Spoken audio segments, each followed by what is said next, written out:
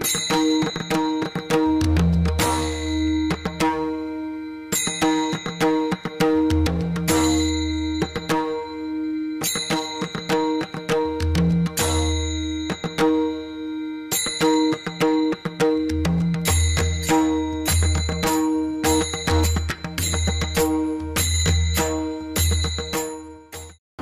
इतिहास संकलन समिती कोकण प्रांत बोरिवली भाग आणि बोरिवली सांस्कृतिक केंद्र यांच्या वतीने आयोजित इतिहास कट्ट्याच्या दुसऱ्या पर्वाला आपण आज सुरुवात करतो. पहिलं पर्व एक प्रदीर्घ 15 गोष्टींचं पर्व आणि अनेक मान्यवर इतिहासकारांनी इथे हजेरी लावली.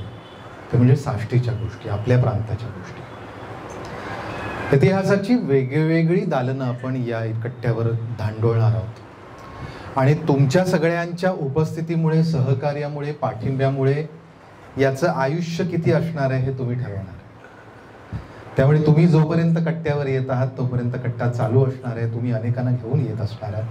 त्यानुसार इतिहासाच्या वेगवेगळ्या दालना, आता थोड्या वेळापूर्वी डॉक्टर प्राचीनशी मी बोलत होतो त्यावेळेला की वेगवेगळी अवधानं, इतिहासातली वेगवेगळी दालनं वेगवेगळ्या क्षेत्रांमध्ये, वेगवेगळ्या प्रांतांमध्ये, वेगवेगळ्या क्षितिजांवरती आपल्याला इतिहास कट्ट्यावरती आपल्याला काम करता येऊ शकतं आणि अनेक इतिहासकारांच्या उपस्थितीने, त्यांच्या पाठिंब्याने, आशीर्वादाने आणि मार्गदर्शनाने हा कट्टा पुढे जाईल. एक लगेच आपण जे दुसरं पर्व घेतलं ते आहे, आपण गोष्टी म्हटलं होतं कारण गप्पा मारायच्या, गोष्टी सांगायच्या आहेत. इतिहास कट्ट्यामध्ये क्लासरूम लेक्चर्स असं याचं स्वरूप नाही आहे. हे लोकांशी बोलणं आहे. मातीतल्या माणसांच्या गोष्टी मातीतल्या माणसांना सांगणं आहे आणि त्यामुळे या गप्पा असल्या कारणाने, गोष्टी असल्या कारणाने साष्टीच्या गोष्टीनंतर आता पुढची गोष्ट आहे, गोष्ट तीची. ही जी ती आहे ही ती प्राचीन कालखंडापासून ते आजतागायत, मला असं वाटतं की आपण ज्याला वंदे मातरम असं म्हणतो त्यावेळेला ती मातरम जी आहे ती सतत चालू आहे आणि ती मातीसारखी फळते आहे, फुलते आहे. या मातीतल्या मानकरी स्त्रिया ज्यांनी भारतभूमीच्या, हिंदुस्थानच्या या इतिहासाला अनेक वेगवेगळी परिमाणं दिली प्राचीन काळापासून, त्यांच्यामध्ये आपण दांडोळणार आहोत. पण त्यामध्ये आपण पहिलं पर्व जे घेतलं ते गोष्ट तीची मध्ये मराठी साम्राज्याच्या स्त्रिया. आता यातला पहिला काळ जो आहे तो शिवकाळ. त्यामुळे त्या शिवकाळामध्ये आपण 4 स्त्रिया प्रमुख ज्या आहेत त्यांचं आपण जीवनचरित्र बघणार आहोत. त्याच्यानंतर मग पेशवे कालखंडातल्या, पण म्हणजे फक्त पेशव्यांच्या घराण्यातल्या नाही तर त्या कालखंडातल्या अनेक मराठी स्त्रिया, वेगवेगळ्या संस्थानांच्या, वेगवेगळ्या मराठी सरदारांच्या, अशा सगळ्या. थोडक्यामध्ये राजकारण हे केवळ पुरुषांचं असं क्षेत्र नसून ते स्त्रियांचं आहे आणि तिथे सुद्धा स्त्रियांनी इतिहास कालखंडामध्ये, संपूर्ण भारताच्या इतिहासामध्ये आपला प्रभाव हा सोडलेला आहे. त्याचा मागोवा या निमित्ताने आपण घेतो. सुरुवात खरं तर मी आज शिवकाळाचं ज्या वेळेला स्मरण आता आपण चालू करणार त्यावेळेला माझी अशी इच्छा होती की आत्ता मुंबईत मधले ज्येष्ठ इतिहास अभ्यासक आणि दुर्ग महर्षी म्हणून आम्ही ज्यांना म्हणतो ते आप्पासाहेब परब हे इथे यावेत आणि त्यांच्याशी मी बोलणंही केलं. पण आप्पांची प्रकृती खूप जास्त ही नाजूक आहे, वय खूप जास्त आहे. तरी आप्पा मला म्हणाले मी येईन, फक्त यावेळेला पुढच्या पर्वाला म्हणजे पुढच्या महिन्यामध्ये आप्पा कदाचित येऊ शकतात जर तब्येत बरी असेल तर. पण आप्पांची मुलगी आप्पांचा विषय मांडणार आहे आणि तो आहे शिवरायांच्या अष्टराज्ञी. तर सुरुवात तिथून करायची का म्हणून तर आप्पांनीच स्वतः मला असं सांगितलं की जिजाऊ साहेबांवर तू पहिल्यांदा बोल आणि मग हा नारळ वाढू दे. आता जिजाऊ साहेब या म्हणजे अनेक वेळा मी त्यांच्यावरती बोललो. पाचाडच्या त्यांच्या वाड्यामध्ये किती रात्री घालवल्या आहेत या मोजायला लागतील. त्यांच्या समाधी समोर किती वेळ बसलेलो आहे हे आठवायला लागेल, कारण हे मोजलं नाही कधी. हे ते अनुभव आहेत, ते क्षण आहेत जे क्षण केवळ आणि केवळ साठवत गेले आयुष्य.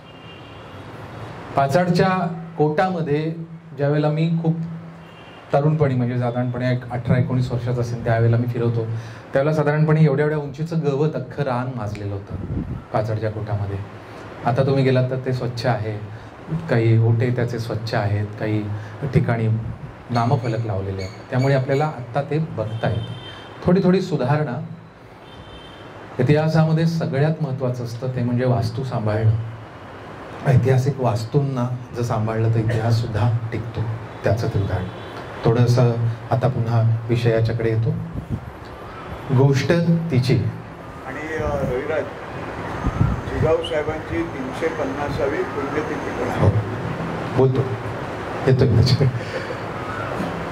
वैशिष्ट्य म्हणजे आपल्याला शिवकालीन स्त्रिया ज्या पर्वात आपण घेतो त्या पर्वाची आपण सुरुवात ज्यावेळेला करतो तो कालखंड आपल्याला खूप चांगला मिळाला आहे. ते म्हणजे शिवाजी महाराजांच्या राज्याभिषेकाचं 350वं वर्ष चालू आहे आणि ते येत्या ज्येष्ठ शुद्ध त्रयोदशीला ते पूर्ण होईल. 350 वर्षाचा एक मोठा इतिहास महाराष्ट्र जगतो आहे, जागवतो आहे. आत्ता जसं तन्नाजी म्हणाले त्याप्रमाणे ज्या वेळेला शिवराज्याभिषेकाची 350 वर्ष झाली त्यावेळेला राज्याभिषेकानंतर फक्त 12व्या दिवशी आऊसाहेब गेल्या.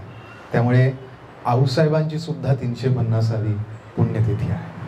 त्यामुळे हे त्यांच्याही पुण्यतिथीचं वर्ष आहे. त्यानिमित्ताने इतिहास कट्ट्यावरती आजचं हे पुष्प त्या महान मातेला समर्पण. जिजाऊ साहेबांच्या स्मृतींना वंदन करून आजच्या त्यांच्या जीवनावरच्या पुष्पाला सुरुवात करतो. आपल्या सर्वांचं मनपूर्वक स्वागत करणं. आपण सगळेजण न चुकता आम्हाला पाठिंबा देण्यासाठी उपस्थित आहात. जिजाऊ हे 3 अक्षरं महाराष्ट्राच्या काळजावरती इतकी घट्ट कोरली आहेत. किंबहुना महाराष्ट्रांमध्ये ज्या वेळेला आई शब्द उच्चारला जातो किंवा आई पण असं ज्या वेळेला म्हटलं जातं त्यावेळेला पहिलं आणि मोठं नाव येतं ते म्हणजे जिजाऊ. एखादी स्त्री आई म्हणून काय करू शकते, संपूर्ण स्त्री जमातीला इतिहासाच्या कालखंडात तिच्या आईपणाला अत्युच्च पातळीवर घेऊन जाण्याचं काम हे जिजाऊ साहेबांनी केलं त्यांच्या नावावर आहे. म्हणजे ज्या अग्रणी मातांचा जर इतिहास लिहायला गेला तर त्या मातांमध्ये जिजाऊ साहेबांचं स्थान हे खूप वरचं आहे. जिजाऊ लखुजीराजे जाधव यांची कन्या.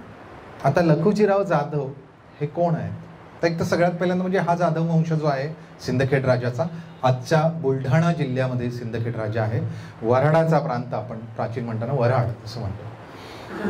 तर त्या प्रांतामध्ये सिंदखेड राजा, देऊळवाडा वगैरे तो परिसर तुम्ही जर गेलात तर आजही सिंदखेड राजाला ते गडी, तो महाल वगैरे त्यांनी वास्तू म्हणूनही तिथे स्मारक म्हणूनही ठेवलेलं.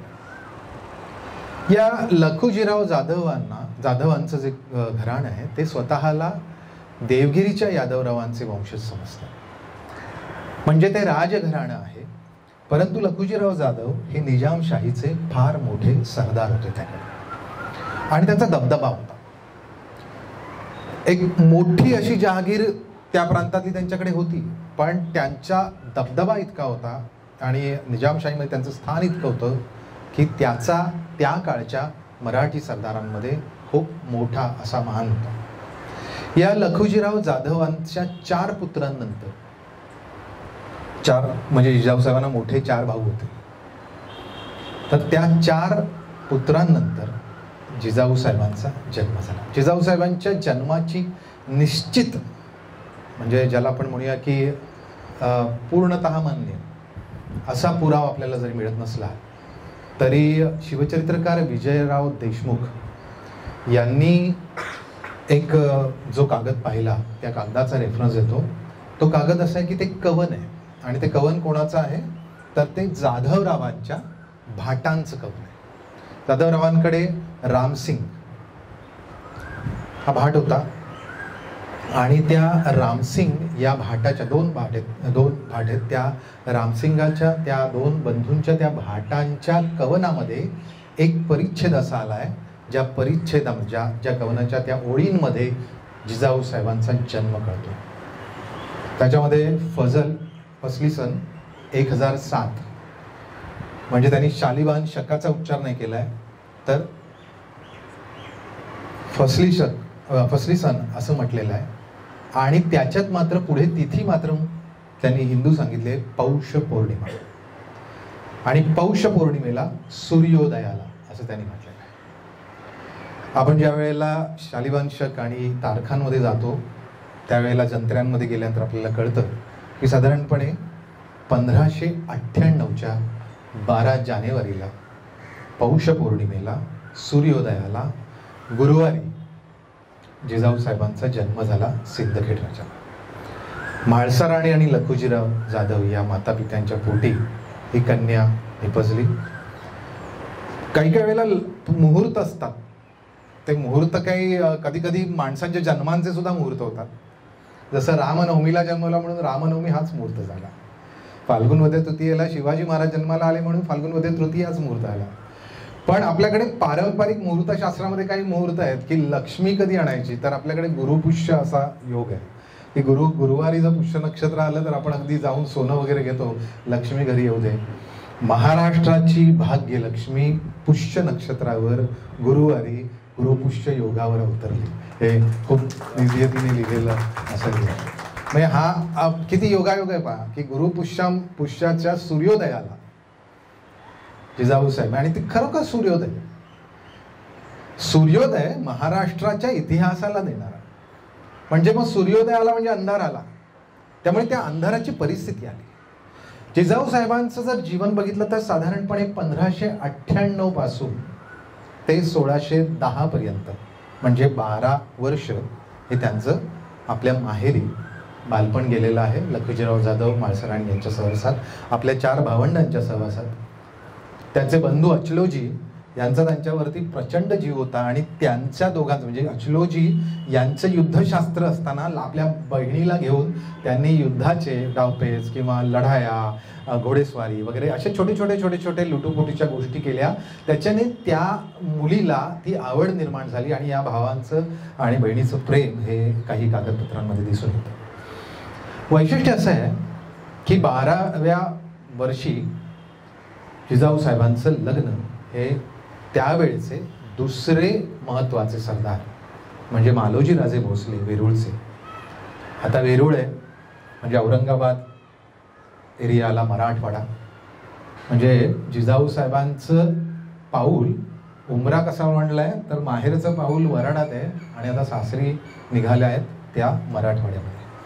वेरूळला मालोजी राजे भोसले यांचे ज्येष्ठ पुत्र शहाजी राजे भोसले यांच्याशी विवाह झाला.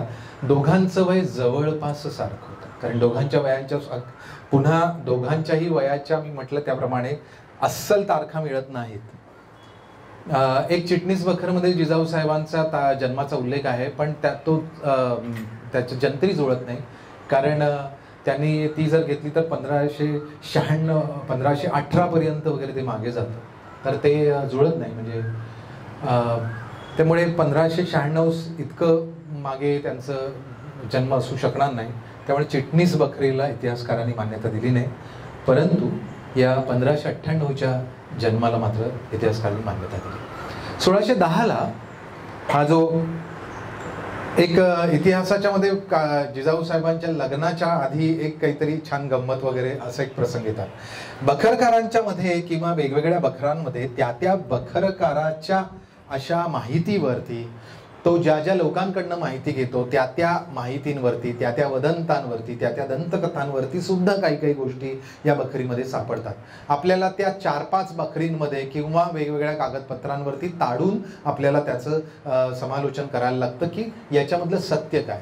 त्यामुळे आपल्याला जसं माहिती आहे की चिटणीशी बखरमध्ये अनेक गोष्टी या खूप वाढवून सांगितल्या आहेत, चुकीच्या सांगितल्या आहेत, सभासदाच्या बखरीत त्या आलेल्या नाही आहेत. तर या प्रकारे वेगवेगळ्या बखरींमध्ये आपल्याला जिजाऊ साहेबांचा सुद्धा अभ्यास करताना एक आपल्याला लक्षात घेतलं पाहिजे. इथे मी आधीच सांगतो की जे चरित्र आत्ता जे मी तुम्हाला पुढचं एक तासभर बोलतोय तर त्याच्यामध्ये एक महत्त्वाची गोष्ट अशी आहे की याच्यामध्ये काही गोष्टी या कागदपत्रांवर आहेत आणि काही गोष्टी या तर्कांवरती आहेत. म्हणजे त्याचे सायमल्टेनियस शिवचरित्राचे पुरावे आहेत म्हणून आपण ते जिजाऊ साहेबांचे असं गृहीत धरतो. आपल्याला एक आपल्याकडे उणीव आहे की आपल्याकडे स्त्रियांची कागदपत्र किंवा स्त्रियांवरती बखरी, स्त्रियांवरती खूप मोठं असं लिखाण, त्याचे ऐतिहासिक रेकॉर्ड हे मेंटेन केले दिले नाहीत किंवा तशी प्रथा नव्हती, कल्पना नाही. हां, परंतु त्यांचे पत्र आहेत, त्यांची काही काही कागदपत्र मिळतात, त्यांचे स्वतःचे न्यायनिवाडे मिळतात. जिजाऊ साहेबांचे तर अनेक न्यायनिवाडे उपलब्ध आहेत, त्यांची खाजगी पत्र आहेत, त्यांचे महजर आहेत. आणि त्यामुळे जिजाऊ साहेबांच्या ज्या ज्या राजकारणात स्त्री आहेत त्यांचे पत्र आहेत. ताराबाईंचे तर प्रचंड मोठा पत्रसंग्रह आहे. पण जीवनचरित्र बखरकार हे स्त्रियांचं जीवनचरित्र प्रचंड मोठ्या प्रमाणावर लिहितात असं आपल्याला दिसत नाही. आणि म्हणून जिजाऊ साहेबांच्या स्वतःच्या वैयक्तिक चरित्राची माहिती त्रोटक प्रमाणामध्ये इंडिव्हिज्युअली मिळते. हे मी यासाठी खूप क्लिअर करतो, कारण जर तुम्ही सगळ्या बकरी आणि सगळी कागदपत्र वगैरे वाचायला लागलात तर तुम्ही असं म्हणाल की जिजाऊ साहेबांच्या वरती त्यांचं थेट आपण लिहू शकतो चरित्र, असे कुठले कुठले संदर्भ आहेत. तर तसे संदर्भ आपल्याला फार कमी मिळतात. त्यांची जर पत्र बघायला गेली तर पत्रांची संख्या सुद्धा फार वर जात नाही, खूप कमी आहे. म्हणजे शिवाजी महाराजची आत्तापर्यंत पत्र सापडलेली, स्वतःची पत्र सापडलेली जवळजवळ 250च्या घरात आहेत. तिथे जिजाऊ साहेबांची जेमतेम काहीतरी 12-15 पेक्षा जास्त आकडा जात. पण एक महत्त्वाची गोष्ट ते म्हणजे 1646 पासून ते 1673 पर्यंत, नोव्हेंबर 1673 पर्यंत एवढ्या प्रदीर्घ कालखंडापर्यंत या स्त्रीची पत्र उपलब्ध आहेत. आणि जिजाऊ साहेबांचा मृत्यू हा 1674चा आहे, जून महिन्यातला. नोव्हेंबर 1673चं पत्र आहे, म्हणजे 6 महिने आधीचं पत्र आहे. म्हणजे आऊसाहेब किती शेवटापर्यंत काम करत होत्या हे आपल्याला त्याच्यातनं लक्षात येतं. जिजाऊ साहेबांचं लग्न हे शहाजीराजांशी झालं. दोघांचं वय जवळपास सारखं होतं. शहाजीराजे हे मालोजी राजांचे ज्येष्ठ पुत्र होते. म्हणजे मालोजी राजांकडे जेवढी जहागीर होती ती जहागीर शहाजीराजांकडे आली. शहाजीराजांकडे मालोजी राजे हे सुद्धा निजामशाहीचे सरदार होते, त्यामुळे शहाजीराजे सुद्धा निजामशाहीचे सरदार झाले. एक महत्वाची गोष्ट जी जिजाऊ साहेबांच्या आयुष्यामध्ये घडलेली आहे ती म्हणजे लखुजीराव जाधव, भोसले कुटुंब आणि त्यावेळचे या दोन घराण्यांशी संबंध असलेले सगळे नातेवाईक किंवा मित्रमैत्रिणी किंवा सगळे सोयरे असे मराठी खानदानं आणि शाया, आदिलशाह आणि निजामशाह या एवढ्या मोठ्या राजकारणाचा थेट परिणाम या स्त्रीच्या आयुष्यावर झाला. याचं कारण घरातच राजकारण असल्यामुळे, राजकारण आता घरात ज्या वेळेला राजकारण असतं म्हणजे राजकारणातली ज्या व्यक्ती असतात त्यांची घरं जाऊन बघा, त्यांच्या लहान मुलांना सुद्धा त्या राजकारणातल्या गोष्टी, त्यांच्या माहिती, डावपेच वगैरे हे ओघाने येतं. याच्यासाठी कुठले पुरावे लागत नाहीत. त्यानुसार जिजाऊ साहेबांचं सुद्धा आयुष्यावर बालपणापासून राजकीय संस्कार झाले, त्यावेळेचे असलेले धार्मिक संस्कार झाले आणि खूप प्रमाणात झाले. जिजाऊ साहेबांचं हळूहळू चरित्र कसं पुढे नेतं तर जिजाऊ साहेब 12व्या वर्षी वेरूळला आले.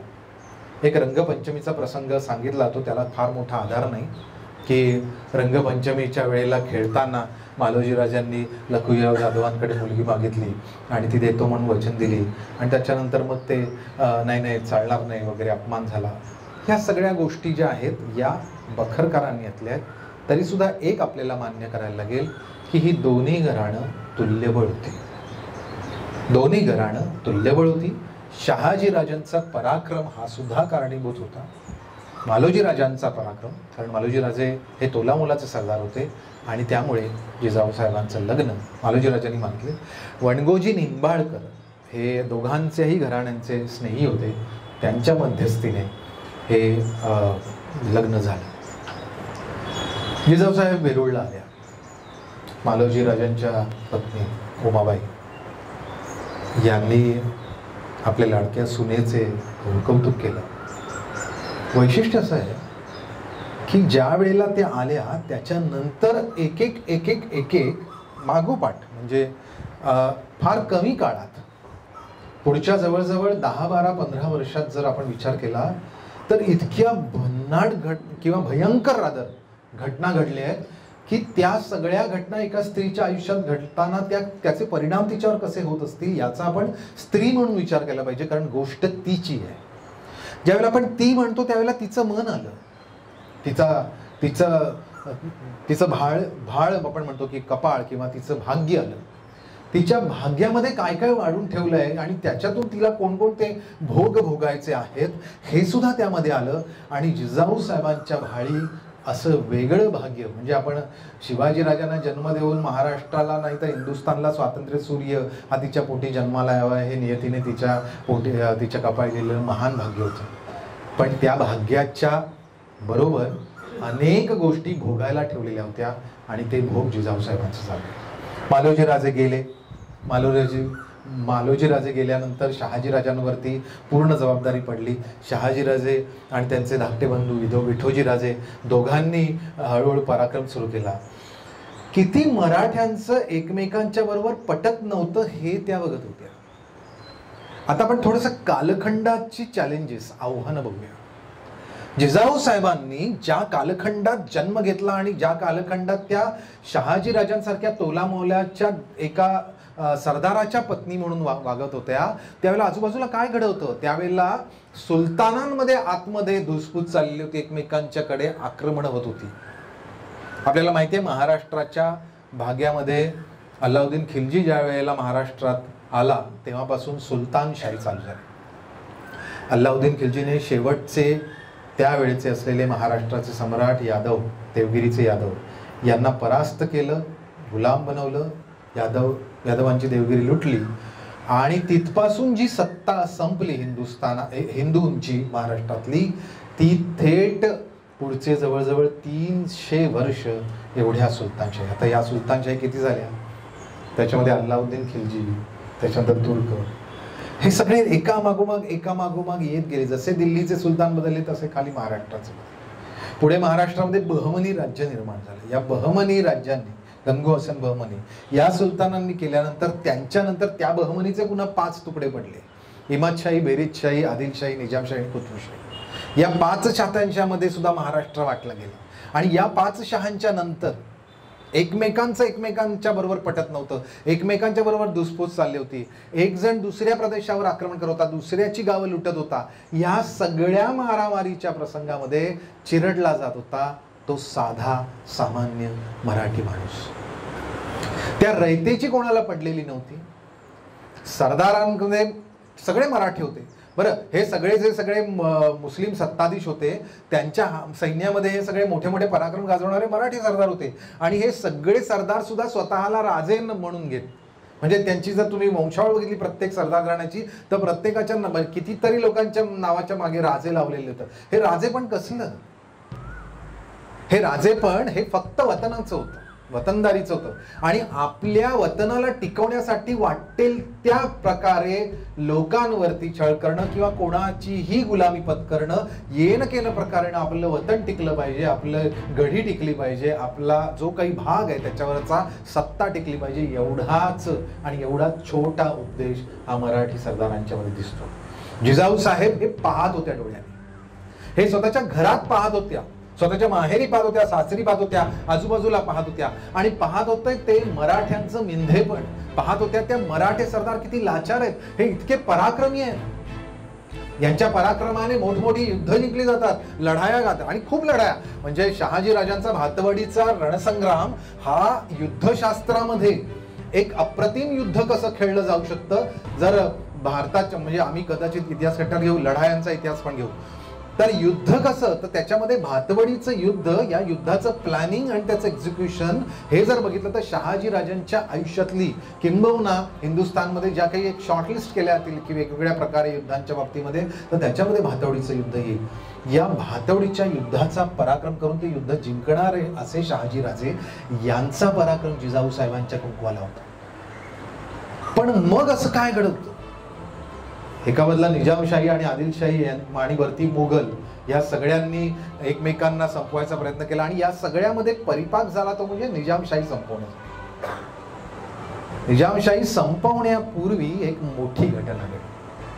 मी मगाशी म्हटलं त्याप्रमाणे मराठी सरदार एकमेकांशी भांडत होते आणि हे सरदार भांडताना कधीतरी एकमेकांची शाह्या सुद्धा बदलत होत्या. निजामशाहीमध्ये आपलं वजन कमी होतंय की काय, आपल्या आजूबाजूचे लोक हे आपल्याला कमी लेखतायत किंवा आपल्या विरुद्ध षडयंत्र करतायत असं वाटून लखुजीराव जाधव आणि त्यांचे इतर स्नेही सरदार या लोकांनी मोगलांशी संधान बांधायला सुरुवात केलं. याची बातमी आता ही शंका आहे का तसं सत्यात झालं होतं हे आपल्याला नाही कागदपत्रांमध्ये मिळेल, पण अशा प्रकारच्या गोष्टीमुळे लखुजीराव जाधव आणि त्यांचे पुत्र यांची भर निजामशाहीच्या दरबारामध्ये, दौलताबादच्या किल्ल्यामध्ये भर दरबारामध्ये हत्या झाली. हे मी तुम्हाला आता ज्यावेळेला सांगतोय तो सगळा धामधुमीचा कालखंड आहे.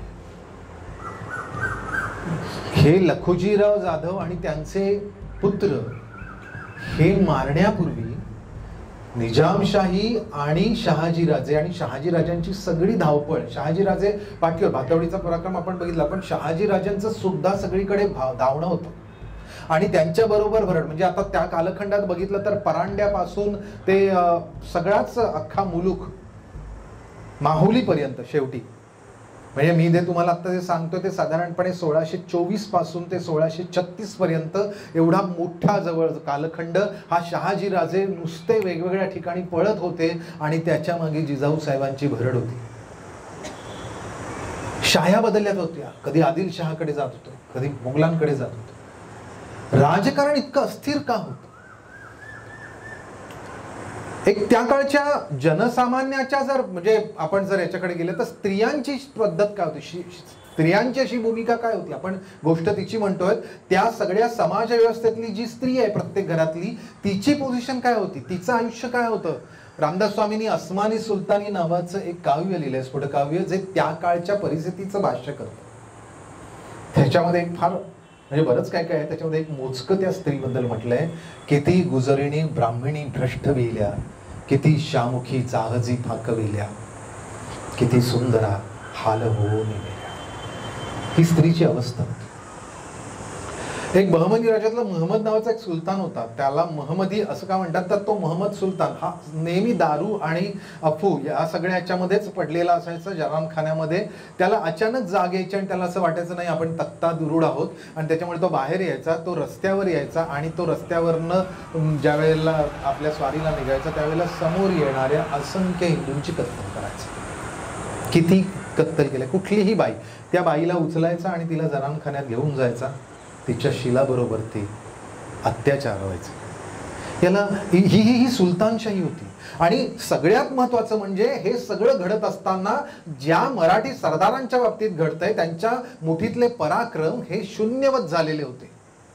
आता ते शून्यवत का तर भोसले कुटुंबाचं एक लांबचं नाही, एक जवळचं उदाहरण देतो. आणि ही जी मी तुम्हाला आता या घटना सांगतोय या एका स्त्रीच्या आयुष्यात कधी म्हणजे जिजाऊ साहेबांना शहाजीराजांच्या पासून पहिला पुत्र जो झाला तो म्हणजे थोरले संभाजीराजे.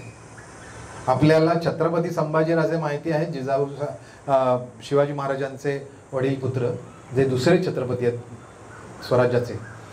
पण त्यांचं नाव ज्यांच्यावरनं ठेवलं ते म्हणजे त्यांचे काका, म्हणजे शिवाजी महाराजांचे ज्येष्ठ बंधू संभाजीराजे. हे संभाजीराजे हे सुद्धा अत्यंत पराक्रमी होते. खाली कर्नाटकात बंगळूरमध्ये त्यांचे प्रचंड पराक्रम होते. किंबहुना शहाजीराजांना कर्नाटकात वेगळं असं राज्य निर्माण करता येऊ शकेल का जे संभाजीराजांच्या अधिपत्याखाली पुढे होईल, असा सुद्धा एक आपल्याला चित्र दिसतं. इतकं मोठा पराक्रम हा संभाजीराजांच्याकडे होता. या संभाजीराजांची पत्नी जयंतीबाई किंवा जैताबाई ही विजयराव विश्वासराव म्हणजे शिवनेरीचे किल्लेदार यांची मुलगी आहे. या संभाजीराजांचा इतका पराक्रम, इतके ज्येष्ठ पुत्र, परंतु दुर्दैव असं की यांचं कनकगिरीच्या लढाईमध्ये, खाली कर्नाटकात कनकगिरीच्या लढाईमध्ये अफजल खानाने अत्यंत क्रूर पद्धतीने, धूर्त पद्धतीने, म्हणजे पहा आत्ता जर आपण राजकीय पक्षांकडे जर बघतो ना की कुठल्या तरी राजकीय पक्षामध्ये त्याच पक्षाच्या माणसाला त्याच पक्षाच्या लोकांकडून, शत्रूंकडनं कशाला, त्या पक्षांच्याच लोकांकडनं संपवलं जातं. हे जर आपण आत्ता बघत असू तर ते त्यावेळेला तसंच घडत होतं.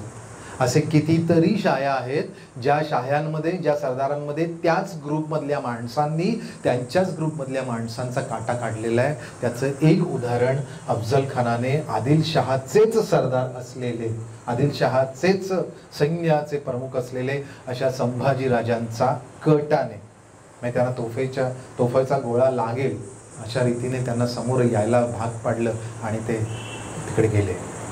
हा अल्पायुषी ठरला, हा पुत्र जिजाऊसाहेबांचा अल्पायुषी ठरला. पण याला कारणीभूत अफजल खान होता आणि याचा एक राग हा या स्त्रीच्या मध्ये होता. आता मी ज्यावेळेला राग म्हणतो त्यावेळेला स्त्रियांना राग येण्यासाठीची जी आग आहे ती आग किती मोठ्या प्रमाणावर लागू शकते. मग एखाद्या स्त्रीच्या आयुष्यामध्ये काय वाढावं नियतीने, तर ज्या ठिकाणी आपण आपल्या नवऱ्याचा पराक्रम आणि शहाजीराजांच्या शहाजीराजांना मनामध्ये एक स्वातंत्र्याची खूप मोठी इच्छा होती. त्यांना असं वाटत होतं की आपण लीड करावं, आपण सगळ्याच्या सगळं नेतृत्व करावं आणि त्या सगळ्या भावनांना पोषक असं वातावरण घरातलं जिजाऊसाहेबांनी ठेवलेलं होतं. जिजाऊसाहेबांचा पाठिंबा होता, कारण शहाजीराजांच्या पराक्रमाला शहाजीराजांनी निजामशहाचा शेवटचा वारसदार, मोगलांनी ज्या वेळेला आदिलशहाशी संगनमत करून निजामशाही संपवण्याचा प्रयत्न केला त्यावेळेला शहाजीराजांनी निजामशाहीची सूत्र ही स्वतःच्या हातात घेतली आणि त्यावेळेला छोटा निजामशाह मुर्तुजा बादशाह म्हणून जो होता तो फक्त 6 वर्षाचा होता. त्याला घेऊन त्यांनी जवळजवळ 5-6 वर्ष हा सगळ्याच्या सगळा निजामशाहीचा कारभार पाहिला. त्यावेळेला मोगलांचे आणि आदिलशाह दोन्हीही बाजूने येणाऱ्या सगळ्या संकटांना शहाजीराजे तोंड देत होते आणि या सगळ्याची भरड जी आहे ती जिजाऊसाहेबांच्या ओटीत पडत होती. कारण ज्या वेळेला आपला नवरा ज्यावेळेला रानोमाळ भटकतो आहे, ज्या वेळेला तो सतत झुंजतो आहे, तो ज्या वेळेला युद्धात उभा आहे, तो संकटात सापडलेला आहे, त्यावेळेला ती स्त्री जी असते त्याची जी भार्या असते, त्याची स्वतःची अशी मनापासूनची मैत्रीण असते, तिच्यावर त्याचे परिणाम निश्चित होत असतात आणि ते सगळेच्या सगळे जिजाऊ साहेब या शहाजीराजांच्या लाडक्या पत्नी, ज्येष्ठ पत्नी आणि प्रचंड प्रेम असलेल्या पत्नी होत्या. जेम्स लेन सारख्या एका इतिहासकाराने मागे जो गोंधळ घातला त्याच्यावरती जाऊ नका असे असंख्य पुरावे आहेत की ज्याच्यावरून शहाजीराजांचं आणि जिजाऊ साहेबांचं एकमेकांवरचं प्रेम दिसतं. ही बाई धीराची होती, मोठी होती, ज्येष्ठ होती. शहाजीराजांनी 1630 ला ज्या वेळेला शिवाजीराजांच्या जन्माचं पुण्यवाचन होतंय त्यावेळेला आपण परिस्थिती बघूया की त्यावेळेला राहणोमाळ भटकलेल्या म्हणजे पाठीमागे मोगल आहेत, सगळीकडे धावायला लागतं.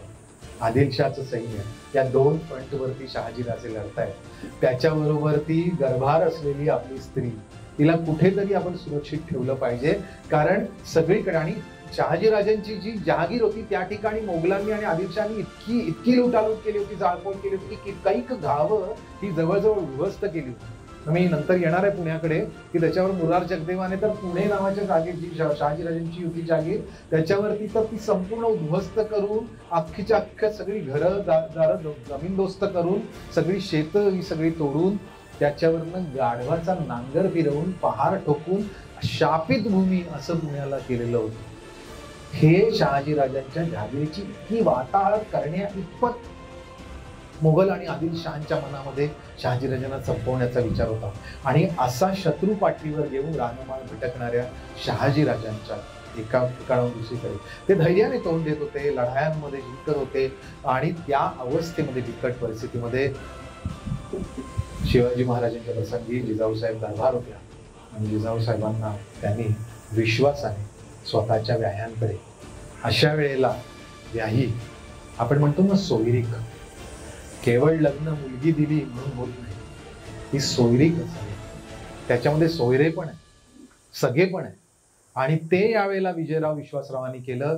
शिवनेरी सारख्या किल्ल्यावरती, बुलंद किल्ल्यावरती, जो किल्ला निजामशाहीच्या ताब्यात होता जुन्नर वगैरे, त्या किल्ल्यावरती आऊसाहेबांना ठेवलं आणि तिथे त्यांचं दरबार.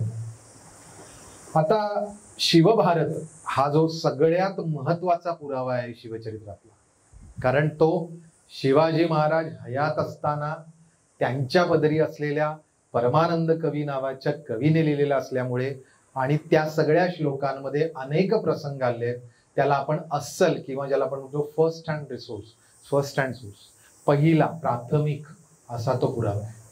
या शिवभारतामध्ये जिजाऊ साहेबांच्या डोहाळ्यांचं वर्णन आहे. आणि हे डोहाळे एखाद्या स्त्रीला लागणं म्हणजे असं म्हणतात, आपल्याकडे प्राचीन संस्कृती, आपल्याकडे परंपरा आहे, आपल्याकडे एक मान्यता आहे की स्त्रीला डोहाळे लागतं, तिला काय खावं असं लागतं, तिला काय करावं असं वाटतं, त्याच्यावरती त्या बाळाचं भाग्य किंवा त्या बाळाचं संपूर्ण आयुष्य असतं, अशी आपल्याकडे एक मान्यता आहे. जिजाऊ साहेबांना डोहाळे, त्यांनी विचारलं सगळ्यांना, बाबा जिजाऊ साहेबांना काय काय खावंसं वाटतं, प्यावंसं वाटतं. जिजाऊ साहेबांना खाण्यापिण्यापेक्षा डोहाळे लागलेले होते ते तलवारी. त्यांना तलवार चालवण्याचे डोहाळे लागले, त्यांना घोडेस्वारीचे डोहाळे लागले होते. जाऊन त्या प्रत्येक वेळेला शस्त्रशाळेमध्ये जात आणि शस्त्रास्त्र पारखत, थोडंसं चालवून बघत, हे गर्भारपणामध्ये डोहाळे. हे डोहाळे हे जाणवतात की त्या स्त्रीच्या पोटी काय चाललंय. पण हे तर झालं त्या स्त्रीची इच्छा, पण मी मगाशी म्हटलं त्याप्रमाणे भोग भोगायचे होते ना. अशा अवस्थेमध्ये आपल्या माहेरी एक मध्ये वक्तव्य एक जाता कारण त्याचं मला खुलास जात नाही मी, पण खंडागळ्याच्या हत्तीचं एक प्रकरण आहे ज्याच्यामध्ये भोसले आणि जाधव यांचं वैर झालं निजामशाहीच्या ठिकाणी. एक हत्ती भडकला, भोसल्याने सांगितलं हत्तीस मारणे कारण नाही. जाधवरावांच्याकडे त्या हत्तीवर अटॅक झाला, हत्तीची सोंड उडवून आली. साधं हत्ती भडकल्याचं प्रकरण, त्याच्यामध्ये 2 कुटुंबांनी एकमेकांवर तलवारी रोखल्या आणि त्याच्यातनं वैर होतं. किती साध्या कारणासाठी अस्सल सोयरीक असलेले 2 बलाढ्य सरदार, मराठी सरदार भोसले आणि जाधव यांचं वैर उत्पन्न झालं. त्या वैरामध्ये जिजाऊ साहेबांनी आपल्या सासरचा भाग घेऊन असा पण केला की मी माहेरच्या प्रदेशामध्ये पाऊलही टाकणार नाही. हे एक अजून कारण आहे की अशा गर्भार अवस्थेमध्ये जिजाऊ साहेब माहेरी का थांबल्या नाही. ही उत्तर मी तुम्हाला देतो. अशाच वेळेला अशा माहेर जरी आपण असताना माहेरी म्हणजे उमा म्हणे यज्ञी माझे जळाले माहेर असं जरी असलं तरी सुद्धा माहेराचं प्रेम असतंच की स्त्रियांना.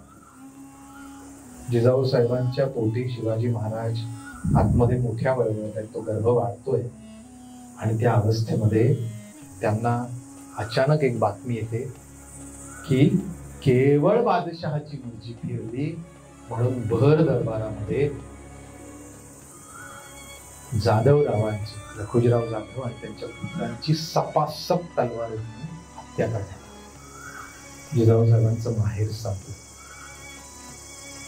एक पुत्र वाचला कारण तो लहान होता आणि बाहेर होता, आणि गिरजाबाई, त्या दोघही जण शिताफीने लगेच दौलताबादनं बाहेर पडू शकले सिंदखेड राजापर्यंत, पण बाकी जाधव मारले. म्हणजे ज्या भावंडांबरोबर जिजाऊ साहेब खेळल्या, ज्या आपल्या बापाच्या मांडीवरती त्यांनी अनेक पराक्रमाच्या गोष्टी ऐकल्या, कौतुक करून घेतलं, ते प्रेमच राहिलं नाही, ते माहेर संपलं. मराठ्यांचा कुठला अपमान. आजपर्यंत याच निजामशहासाठी लखुजी राजांनी कितीतरी रणामध्ये पराक्रम केला होता, संपूर्ण आपली निष्ठा अर्पण केलेली होती. सगळं खानदान जाधवांचं हे निजामशाहीच्या सेवेमध्ये खपलं होतं. आणि असं असताना सुद्धा त्याच निजामशाहीच्या भर दरबारामध्ये त्यांची कत्तल व्हावी हे जिजाऊ साहेबांच्या मनाचा, म्हणजे त्या स्त्रियाच्या वेदना. मी तुम्हाला आता हे बोलताना त्या स्त्रीच्या मनाचा फक्त तुम्ही विचार करा की त्यावेळेला तिला काय वाटलं असेल की आज मी गर्भार आहे. खरं तर गर्भार स्त्री म्हणजे आई वडील असे माहेरी आपले भाऊ बहिणी वगैरे आपल्याला बोलवतात, आपल्याला खाऊ घेतात, विचारतात काय ग कशी आहेस, बरं वाटतंय ना वगैरे. ही सगळी जी माहेरची विचारपूस ज्या अवस्थेत व्हायची लाडीप्रमाणे, त्याच ठिकाणी माहेर संपल्याचा असा एक मोठा आघात त्यांच्यावर पडला. बरं, हे झालं एका बाजूला की मराठी सरदारांचं कसं नुकसान होतंय, त्याच्या पुढे जाऊन हे माहेर संपलं. दुसऱ्या बाजूला शहाजीराजांच्या चुलत भावाची बायको म्हणजे जिजाऊ साहेबांची जाऊ, तिचं नाव जेठाबाई. त्याच्यामध्ये 2 पाठभेद आहेत, गंगाबाई किंवा जेठाबाई. पण गोदावरी आपण जाऊ, भोसले घराण्यातली जाऊ, घराण्यातली राजस्त्री ही नाशिकला गोदावरी स्नानाला गेलेली असताना भर घाटावरती महाबत खान नावाच्या सरदाराने त्या स्त्रीची इज्जत लुटली. आपल्या स्वतःच्या घराण्यातल्या राजस्त्रीची आपल्या जाऊची इज्जत लुटली जाते आणि शंडपणे त्यावेळेला असलेले सगळे मराठे काहीही करू शकत नाहीत याचा एक प्रचंड राग, मी म्हटलं ना की काय आग होती,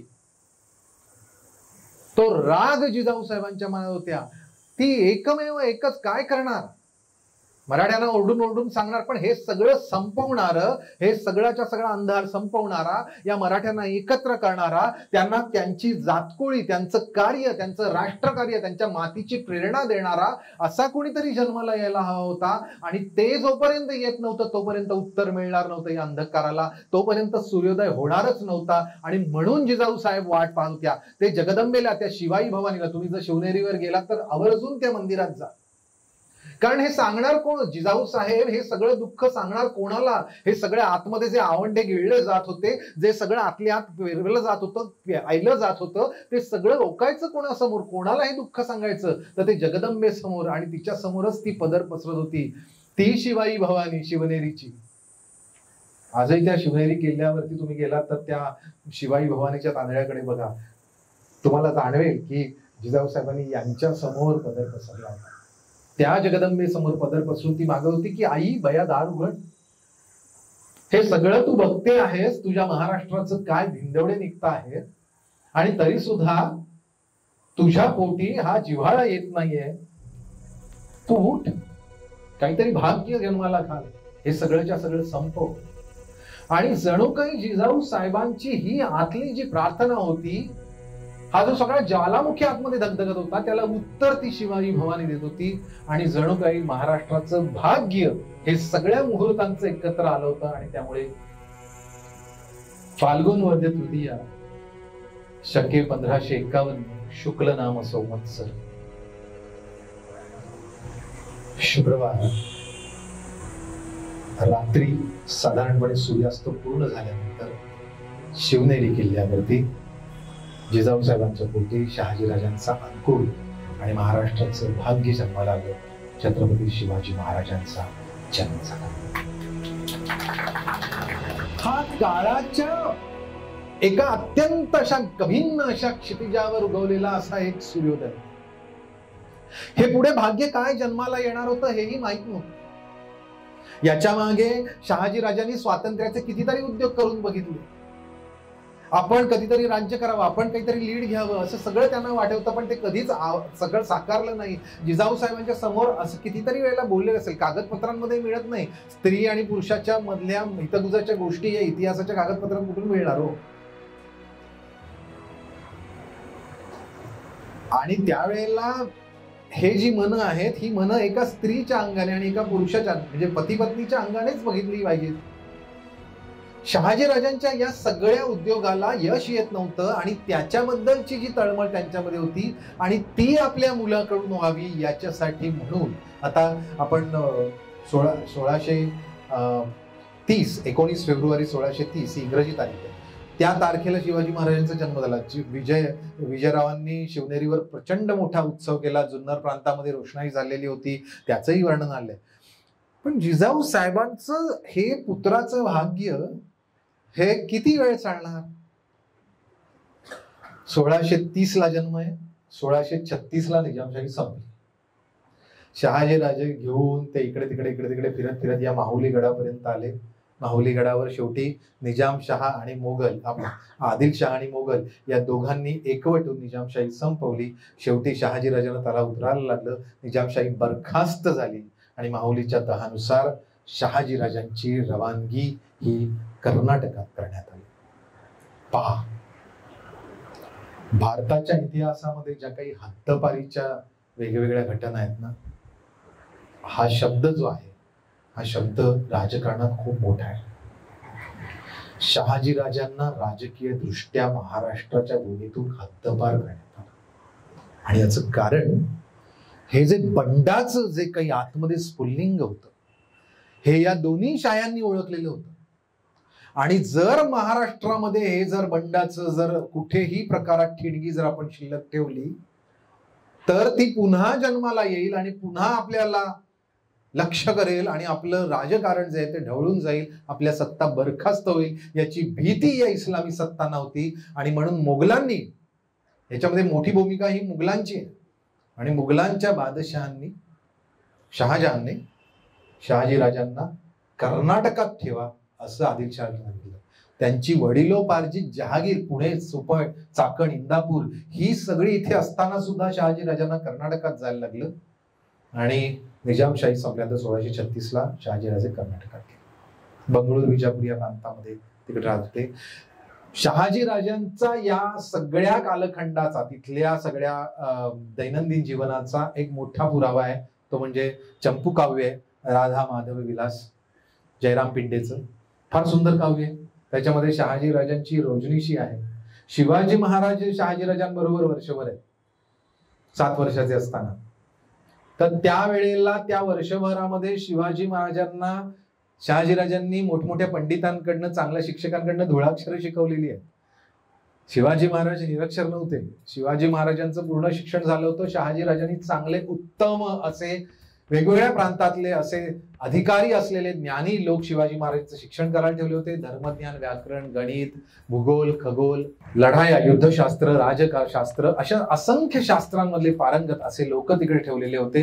शिवभारतामध्ये याचा उल्लेख येतो आणि जयराम पिंडेच्या काव्यातही येतो. जयराम पिंडेने तर शहाजीराजांचं जीवन, शहाजीराजांचं जर दैनंदिन बघितलं तर एका राजासारखं ते जगणं होतं. म्हणजे त्यांना उठवण्यासाठी भाट हे आळवत, भोपाळी गायले जात, असं एक अत्यंत ज्याला आपण रॉयल असं जे म्हणतो असं जगणं त्यांचं दैनंदिन जीवन. की किती वाजता ते पूजा करत, कसे येत, काही निहारी करत, कसं त्यांना तुपातनं त्यांचं मुखावलोकन सकाळी केलं जाईल वगैरे, इतकं बारीक वर्णन हे जयराम पिंडे लिहितो. याचा अर्थ आपल्याला त्यातलं बाजूला ठेवलं तर एक कळतं की शहाजीराजांना स्वतंत्र जगण्यापासून कुणीही थांबवू शकलं नव्हतं.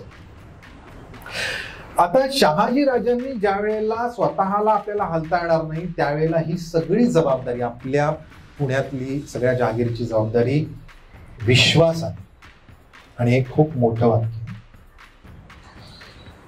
पती पत्नीच्या नात्यामध्ये सगळ्यात मोठा शब्द जो असतो तो प्रेम नाही, तो असतो विश्वास. विश्वास झाला की प्रेम येणारच, ते असतच.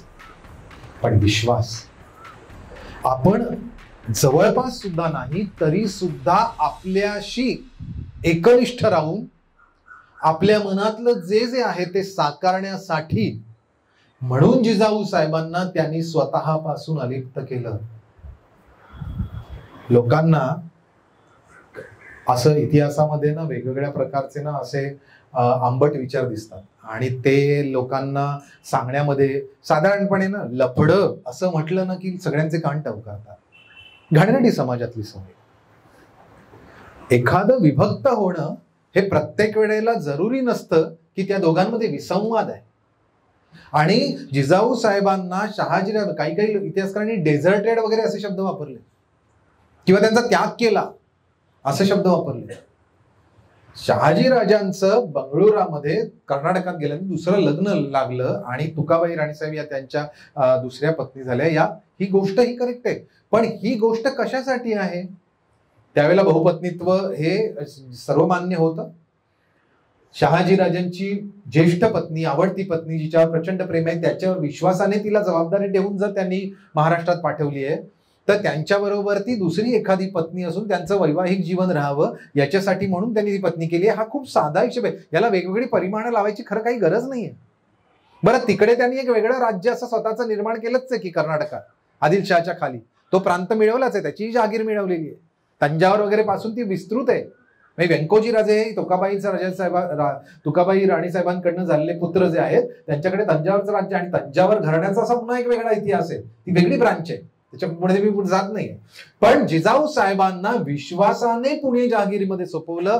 पुणे जहागिरीमध्ये 7 वर्षाच्या शिवबाला घेऊन एक महत्वाचा इथे मला मुद्दा तुम्हाला सांगायचं की शहाजीराजे हे खरंच स्वराज्य त्यांच्या मनामध्ये होतं का? हिंदू राज्य होतं का? आपलं राज्य होतं का? सत्ता आपलीकडे हवी असं वाटत होतं का? असे अनेक प्रश्न आपल्याला पडतात. या प्रश्नाची काही अलिखित उत्तरं आपल्याला मिळतात ती ऍक्शन्स मधून. शिवाजी महाराजांच्या 7 वर्षाच्या आयुष्यामध्ये शहाजीराजांनी त्यांच्याबरोबर एक अख्खं मंत्रिमंडळ पाठवलं होतं. आता ज्या वेळेला तुम्हाला हे आपण ज्या वेळेला इतिहासामध्ये बघतो ना, पेशवे, मुजुमदार, तर ही सगळी फक्त शिवाजी महाराजांनंतर राजकारणामध्ये आलेली माणसं नाही आहेत.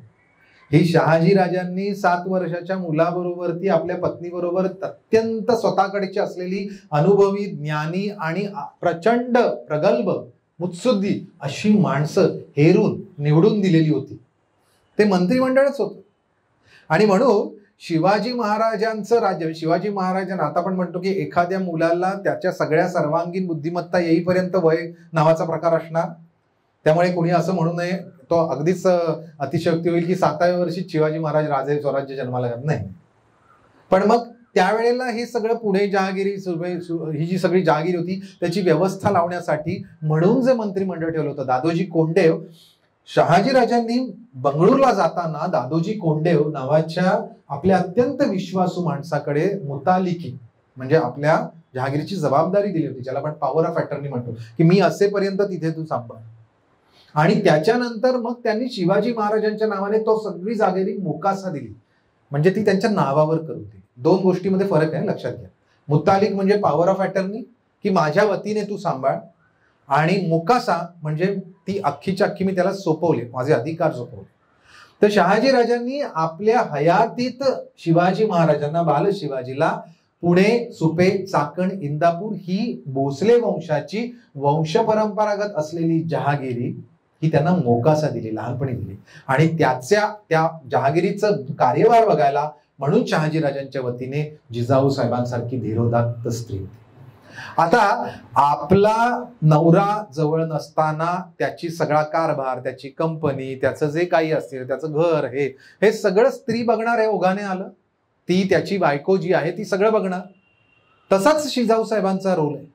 जिजाऊ साहेबांनी धैर्याने आणि धीराने हे सगळं केलं, पण हे करताना ज्या गोष्टी केल्या त्याचा छोट्या शिवावर परिणाम झाला, आणि त्याला आपण संस्कार या शब्दाने, म्हणजे जिजाऊ साहेबांनी वेगळे काही संस्कार केले का, तर त्यावेळेला सगळेच जण गोष्टी सांगत असतील रामायणातल्या, महाभारतातल्या. हिंदूंना ती आवड होती, पारंपरिक होती. जिजाऊ साहेबांनीच फक्त रामायणातल्या आणि महाभारतातल्या गोष्टी सांगितल्या आणि बाकीच्या सगळ्या घरातल्या आज्या पणज्या या सांगत नव्हत्या, असं नाही. त्यामुळे ते जे संस्कार आहेत, ते जे इतर घरांमध्ये आईचे संस्कार असतात, ते सगळे मुलावर संस्कार करण्याचं तिने काम केलेलंच होतं. पण जिजाऊ साहेबांचं वैशिष्ट्य होतं म्हणजे त्यांच्यावर राजकीय आणि धार्मिक संस्कार होण्यासाठी, त्यावेळेचे युद्धशास्त्राचे संस्कार होण्यासाठी त्यांनी वेगळी अशी योजना केली होती. आणि त्यासाठी शहाजीराजांकडचे निष्णात लोक हे बरोबर ठेवले होते. दादोजी कोंडदेवांबरोबर सगळीकडे बालशिवबा फिरत होते, अनेक ठिकाणी जात होते, न्यायनिवाडे पाहत होते, लोकांची भांडण तंटे सगळ्यात जास्त कुठे, आपण जर कागदपत्रांचा विचार केला ना शिवकाळातल्या किंवा मराठी कालखंडातल्या, तर जास्तीत जास्त कागदपत्र ही जमिनीच्या भांडणांची आहेत. वंश परंपरागत आलेले आपली वतन, आपल्या जमिनी, आपल्या शेती, आपल्या हे सगळे याचीच अधिकार, पट्ट्या, वृत्त्या यांची भांडण आहेत आणि त्यांच्यावरचे निवाडे आहेत. याच्यातून आपण इतिहास शोधत जातो. पण जिजाऊ साहेबांनी स्वतः जवळजवळ 6 निवाडे आपल्याला जिजाऊ साहेबांचे स्वतःचे दिसतात. म्हणजे जिजाऊ साहेब निवाडा देत होत्या, त्यांना राजकीय हक्क होते. ते आपल्याला बऱ्याच लोकांना माहित नाहीये आणि दुर्दैव आहे की आपल्याला जो मिळालेला जो शिक्का आहे तो अस्पष्ट आहे. जिजाऊ साहेबांच्या पत्रावरती वाटोळ्या आकाराचा असा त्यांचा स्वतःचा शिक्का होता. म्हणजे पहा, शिक्का असलेली स्त्री म्हणजे स्वतःच्या नावाचा मुद्रा, नाममुद्रा ही पत्रावर उमटवण्या इतपत तिला अधिकार आणि राजकीय हे आपल्याला लगेच कळतं. म्हणजे जिजाऊ साहेबांचं राजकीय वजन त्यावेळेला मराठ्यांमध्ये किंवा त्या शाहीमध्ये किंवा त्या जागिरीमध्ये काय असायला पाहिजे. आणि हा शिक्का जो आहे तो बराच पुढेपर्यंत आहे. म्हणजे शिवाजी महाराजांची प्रतिपतचंद्र ही जी राजमुद्रा आहे ती चालू असताना आणि त्यांचे सगळे पत्र असताना सुद्धा जिजाऊ साहेबांची पत्र वेगळी जात होती आणि त्याच्यावर त्यांच्या मुद्रा उमटत होत्या. याचा अर्थ शिवाजी महाराज हयात असताना सुद्धा जिजाऊ साहेबांना अधिकार होते आणि त्या राजकारणात भाग घेत होत्या, त्यांच्यापर्यंत निवाडे जात होते.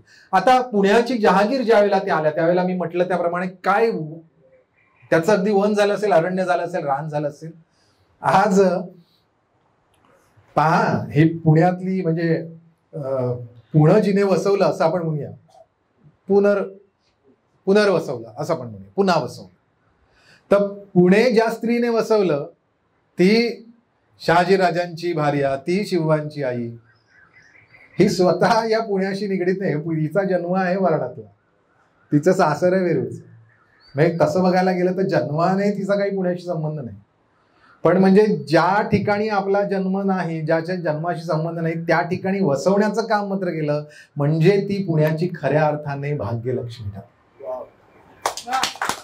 कारण लक्ष्मी ही काही तुमच्या घरी जन्म घेत नाही, ती पाणी भरत नाही तुमच्याकडे येऊन राहत नाही, ती सगळीकडे फिरत राहते. आणि ती ज्या ज्या घरात उंबरा ओलांडते त्या त्या घराचं कल्याण करत जाते ना. तसंच जिजाऊ साहेबांना खऱ्या अर्थाने मी लक्ष्मी म्हणतो. याचं कारण ती ज्या ज्या प्रांतातनं फिरत गेली त्या त्या सगळ्या प्रांताचं कल्याण तिने केलं. सुरुवात झाली पुण्यापासून. पुण्याकडे तिने बघितलं, छोट्या शिवबाला घेतलं, दादोजी कोंडेवर सांगितलं हे सगळं वसवा. सगळ्या लोकांना बोलावलं, वेगवेगळं. पुढं सगळं उजाड झालं होतं. लोकांनी आपली घरं दारं जमिनी सगळ्या सोडून गेल्या होत्या, सगळ्याच्या सगळ्या. त्या कुठे तू कुठला, हे कोणाची जमीन, ही कोणाची जमीन, हे गाव कोणा, हे कोणाचं शेत, असं करत करत करत करत एकेकाला बोलावण्यात आलं. लोकांमध्ये धीर नव्हता यायला, पैसा नव्हता.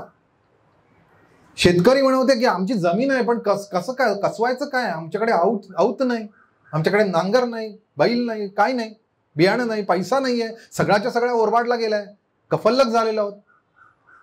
जिजाऊ साहेबांनी पैसे दिले, जिजाऊ साहेबांनी शेती करायला लोकांना प्रोत्साहन दिलं, बीज बियाणे दिलं, नांगर दिला, आऊत दिलं. शिवाजी महाराजांची जी कृषी क्रांती आहे त्या कृषी क्रांतीचा बेस हा जिजाऊ साहेबांनी तयार केला. आणि ही खूप मोठी गोष्ट आहे. ज्या वेळेला एखाद्या समाजाचा जो सगळ्यात खालचा जो आधारस्तंभ असतो तळागाळातला, त्यावेळेचा शेतकरी कुणबी, त्या शेतकऱ्यावरती सगळं गावगाडा, त्याचे अलुतेदार बलुतेदार, त्याच्यावरती सगळं तिकडचं ते ट्रेडिंग आणि सगळ्याच्या सगळं. अगदी गाव जरी उभं राहिलं तरी त्या गावाचं सगळ्याच्या सगळं जे काही आर्थिक जी काही उलाढाल आहे ती त्याचा बेस जो होता तो शेतकरी, तोच उजाड झाला होता. कोण कुठे मग कुठे कोण दाड्या करणार आणि कपडे शिवणार आणि कोण वाहनं घालणार, खायलाच काही पोटाला नाही तर अंगावर काय. अशा विचित्र अवस्थेमध्ये प्रत्येकाला अन्नाला लावण्याचं काम या जगदंबेने केलं. आता याची सुरुवात सुद्धा फार सुंदर आहे. ती ज्या वेळेला या सगळ्या पुण्यामध्ये उजाड पुण्यामध्ये फिरत होत्या आऊसाहेब, त्यावेळेला तिथे एका पडक्या वाड्याच्या खाली एका गजानन असा लपून राहिला होता. त्या गजाननाला त्यांनी बघितलं. ठकारांचा वाडा होता. त्यांनी जिजाऊ साहेबांनी ते सगळंच्या सगळा मजला तिकडचा उचलायला लावला आणि तिकडे मंदिर बांधलं. आज पुण्याचा मानाचा पहिला किंवा ग्रामदैवत किंवा पुण्याचं आधारस्तंभ किंवा पुण्याचं मुख्य दैवत म्हणून जो ओळखला जातो तो कसब्याचा गणपती हा पुण्याच्या जिजाऊ साहेबांनी पुन्हा वसवण्याचं सुरुवात करताना जो शुभशकून झाला तो हा गणपती. ठकारांच्याकडे त्यांनी त्या गणपतीच्या देवळाचे अधिकार दिले, ठकारांना त्याच्यासाठी जमीन दिली, त्याच्या सगळ्या तेल दिवाबत्ती आणि हे सगळ्याची पत्र आहेत, त्याचे अधिकार दिले, इनाम दिलं आणि त्याची व्यवस्था लावून दिली. परमेश्वराची व्यवस्था लावण्या. आज बघा ना, एक आपण म्हणतो ना, हे काय कशासाठी राम मंदिर बांधलं, काय एवढे मोठा कशाला उत्सव केला, कशासाठी राजकीय माणसाने तिथे जाऊन ह्याच्यामध्ये उभं राहिलं पाहिजे. उत्तर जिजाऊ साहेबांचं. हे आत्ता असं घडलेलं नाही. जिजाऊ साहेबांनी लोकांमध्ये तो आत्मविश्वास पुन्हा निर्माण झाला पाहिजे होतं की तुमचं मंदिर उद्ध्वस्त झालंय ना, ते मी मंदिर पुन्हा बांधून देते, मी तिथे उभी राहून पूजा मांडते, मी त्याची पूजेचं दिवाबत्ती सगळ्याची सोय लावते. तो आत्मविश्वास त्या समाजाचा निर्माण करण्यासाठी अशी उद्ध्वस्त देवळं पुन्हा उभी राहिली पाहिजेत आणि ते जिजाऊ साहेबांनी काम केलं आणि म्हणून पुन्हा उभं राहिलं. सोन्याचा नांगर बालशिवबाकडनं त्यांनी फिरवला. आता सोन्याचा नांगर का फिरवला याचं कारण, गाढवाचा नांगर फिरवला होता, अपवित्र भूमी झाली होती, ती पवित्र केली होती आणि आपल्याकडे पवित्र म्हणजे सुवर्ण, सुवर्णाचा स्पर्श झाला रे झाला की ती गोष्ट पवित्र होते. आपल्याकडे हातामध्ये पवित्र सुद्धा आपण घालतो ते सुवर्णाचं असतं. सुवर्णाच्या पवित्रतेला आपल्याकडे मान्यता आहे, धर्म मान्यता आहे आणि त्यामुळे त्या सोन्यासारख्या अशा, कारण त्याच्यातनं अर्थ काय असतो की या भूमीतनं सोन्याचा नांगर गेला, तिकडनं सोनं निर्माण होईल आणि ते सोनं, कणस, ती मोती, ते दाणे, पुन्हा शेतकरी बरे. आणि तसंच झालं. पुणं वसलं, पुण्यामध्ये सगळ्या पेठा वसल्या. जिजाऊ साहेबांच्या नावाने सुद्धा एक पेठ झाली, जिजापूर. आणि पेठ जिजापूरला त्यांनी बाजारपेठ बसवली.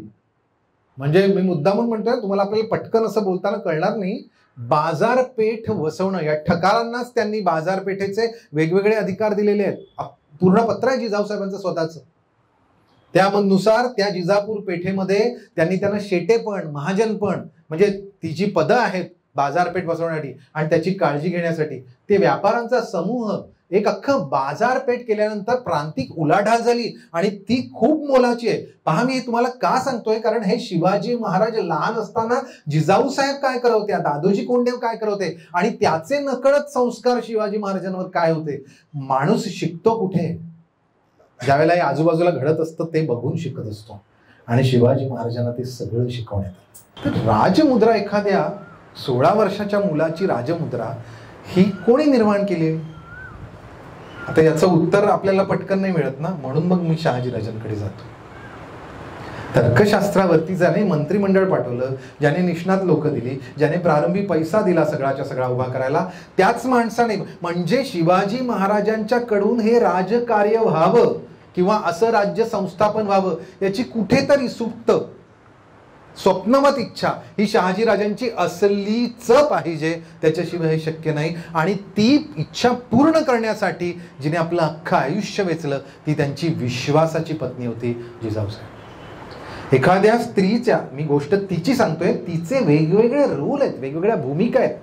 तिने वेगवेगळी पात्र, स्वतःच्या मध्ये असलेली वेगवेगळ्या भूमिका, वेगवेगळ्या जबाबदाऱ्या केल्या आहेत, आणि त्यातली जबाबदारी जशी पत्नीची आहे तशी आईची आहे. आणि त्यामुळे आणि जिजाऊ साहेबांचं वैशिष्ट्य म्हणजे एका स्त्रीने काय असायला हवं, म्हणजे त्या प्रत्यक्ष लढायात जरी लढल्या नाही तरी सुद्धा शिवभारतात एक प्रसंग आहे की नेताजी पालकर ज्या वेळेला पन्हाळगडामध्ये शिवाजी महाराज अडकलेत त्यावेळेला नेताजी पालकर त्यांना सोडवू शकत नाहीये, त्यावेळेला चिडून जाऊन त्या स्वतः वीरांगणेच्या सगळं चिलखत वगैरे, जिरेटोप वगैरे चढवून, तलवार वगैरे, खडगा हाती धरून वगैरे राजस्त्री म्हणजे पूर्णपणे रणवेशात उभ्या राहिल्या आणि मी जाऊन माझ्या मुलाला सोडवते असं पुत्रप्रेम त्यांनी त्यावेळेला व्यक्त केलंय.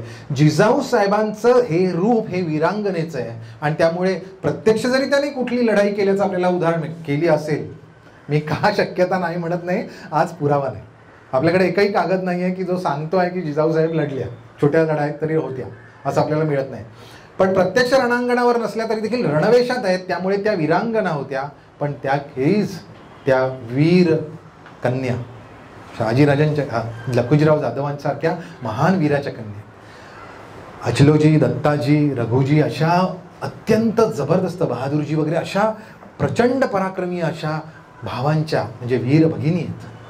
शहाजीराजांची म्हणजे वीर पत्नी आहे, आणि शिवाजीराजांची आई संभाजीराजांची वीर माता आहे.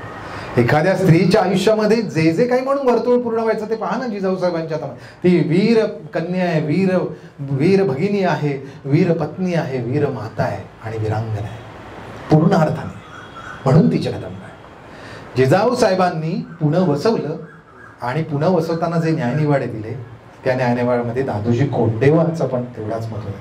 पण दादोजी कोंडदेवांनी जरी वेगवेगळे न्यायनिवाडे देत असले तरी देखील एक मात्र आपल्याला, एक मी मुद्दामून लगेच त्या प्रश्नाचं उत्तर देतोय की ते सगळे शहाजीराजे किंवा जिजाऊ साहेब किंवा शिवाजीराजे यांच्या वतीने दादोजी कोंडदेवांनी दिले, कारण ते कारभारी आहेत, ते पुणे वसवायचं काम करत आहेत. जरी तरी असले तरी सुद्धा अधिकारी म्हणून जो काम करतो त्याचंही मोल आहेच की. त्यामुळे पुणे वसवलं जसं जिजाऊसाहेब शिवरायांनी, शहाजीराजांनी, तसं ते उन्हातानात उभं राहून, ज्याने इकडे चरपाड, इकडे सीमाबान, इकडे घर आहे, हे सगळ्याच्या सगळी जमीन मोज, हे सगळं उन्हात राहून ज्या माणसाने काम केलं तो दादोजी कोंडदेवच होता. आणि त्या वयोवृद्ध ज्येष्ठ अशा माणसाचं सुद्धा इतिहासामध्ये स्थान आहे. शिवाजी महाराजांच्या उत्तर आयुष्यामधलं एक पत्र आहे, आणि त्या पत्रामध्ये त्यांनी असं म्हटलंय की दादोजी कोंडदेव हे पितृ समान आहेत, आणि ते पित्यासारखे आहेत, आणि त्यांचे निर्णय मला मान्य आहेत, त्यांनी त्यावेळेला दिलेले. याच्यावरनं आपल्याला शिवाजी महाराजांच्या लेखी दादोजी कोंडदेवांची प्रतिमा काय होती हे आपल्याला कळतं. उगाच ना मी लोकसत्ताचा एक अंक बघितला ज्या दिवशी फ्रंट पेजवरती पुण्यातल्या एका लाल महालामधून दादोजी कोंडदेवांचा पुतळा रस्त्यावर आडवा पडलेला. समाजामध्ये काय विचित्र होऊ शकतं. समाजामधल्या भावना या भडकवल्या गेला, तर त्या भावना भडकवल्यानंतर इतिहासाची भांडारकरची किती कागदपत्र तुडवली गेली. कितीतरी इतिहासकारांनी म्हणजे राजवाड्यांचं उदाहरण घेतं की पोह्याची एक पुरचुंडी घ्यायची आणि किलोमीटर जायचं, 12 किलोमीटर एखाद्या घरात वगैरे कुठेतरी रस्त्याच्या आडोशाला वगैरे किंवा कुठल्या तरी धर्मशाळेत मुक्कामाला राहायचं. अशी इतिहासकारांनी, ज्या इतिहासकारांनी अख्खी आयुष्य वेचून एक एक कागदपत्र गोळा केली, ती जिथे ठेवलेली होती, अशा सगळ्यांना तुडवण्याचा समाजातल्या कुठल्याही लोकांना, कुठल्याही रागाने, कुठल्याही भूमिकेने काय अधिकार पोचतो?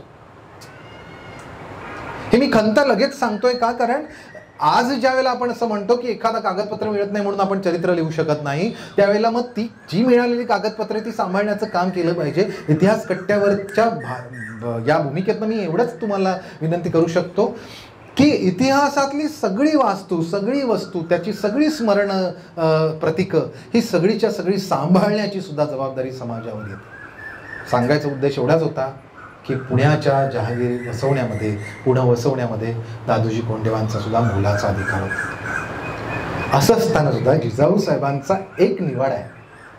याच्यामध्ये दादोजी कोंडदेवांनी गोतसभा न बोलवता एकाच्या जमिनीचा निकाल दिला. रामजी असं त्याचं नाव, तो तर त्याला चिडल, त्याचा आणि त्याच्या भावाचा वाद होता. त्याने सांगितलं की नाही, माझ्या विरोधात हा निकाल घेतलाय आणि तो दादोजी कोंडदेवांनी एका बाजूने दिलाय. म्हणून तो आऊसाहेबांना गेला, आऊसाहेबांना भेटला आणि सांगितलं ह्या बाईचं अजून एक वैशिष्ट्य म्हणजे न्यायदानात कुठल्याही माणसावर अन्याय होऊ नये. रामाने सीतेचा त्याग केला कारण परिटाच्या मनात शंका आली. खूप महत्वाचं असतं राजकारण. तुम्ही ज्या वेळेला सत्तेवर असता, राजकीय असता, त्यावेळेला शेवटच्या माणसाच्या मनात तुमच्या सत्तेबद्दल, तुमच्या अधिकाराबद्दल, तुमच्या निर्णयाबद्दल शंका नसली पाहिजे. तो विश्वास तुमच्यावर पाहिजे आणि त्याच्यासाठी राजसत्ता ही म्हणजे राजसत्ता ही भोग नसतो. राजसत्ता उपभोग शून्य स्वामी राजसत्तेला म्हटलं जातं. तर ते हे वैशिष्ट्य होतं.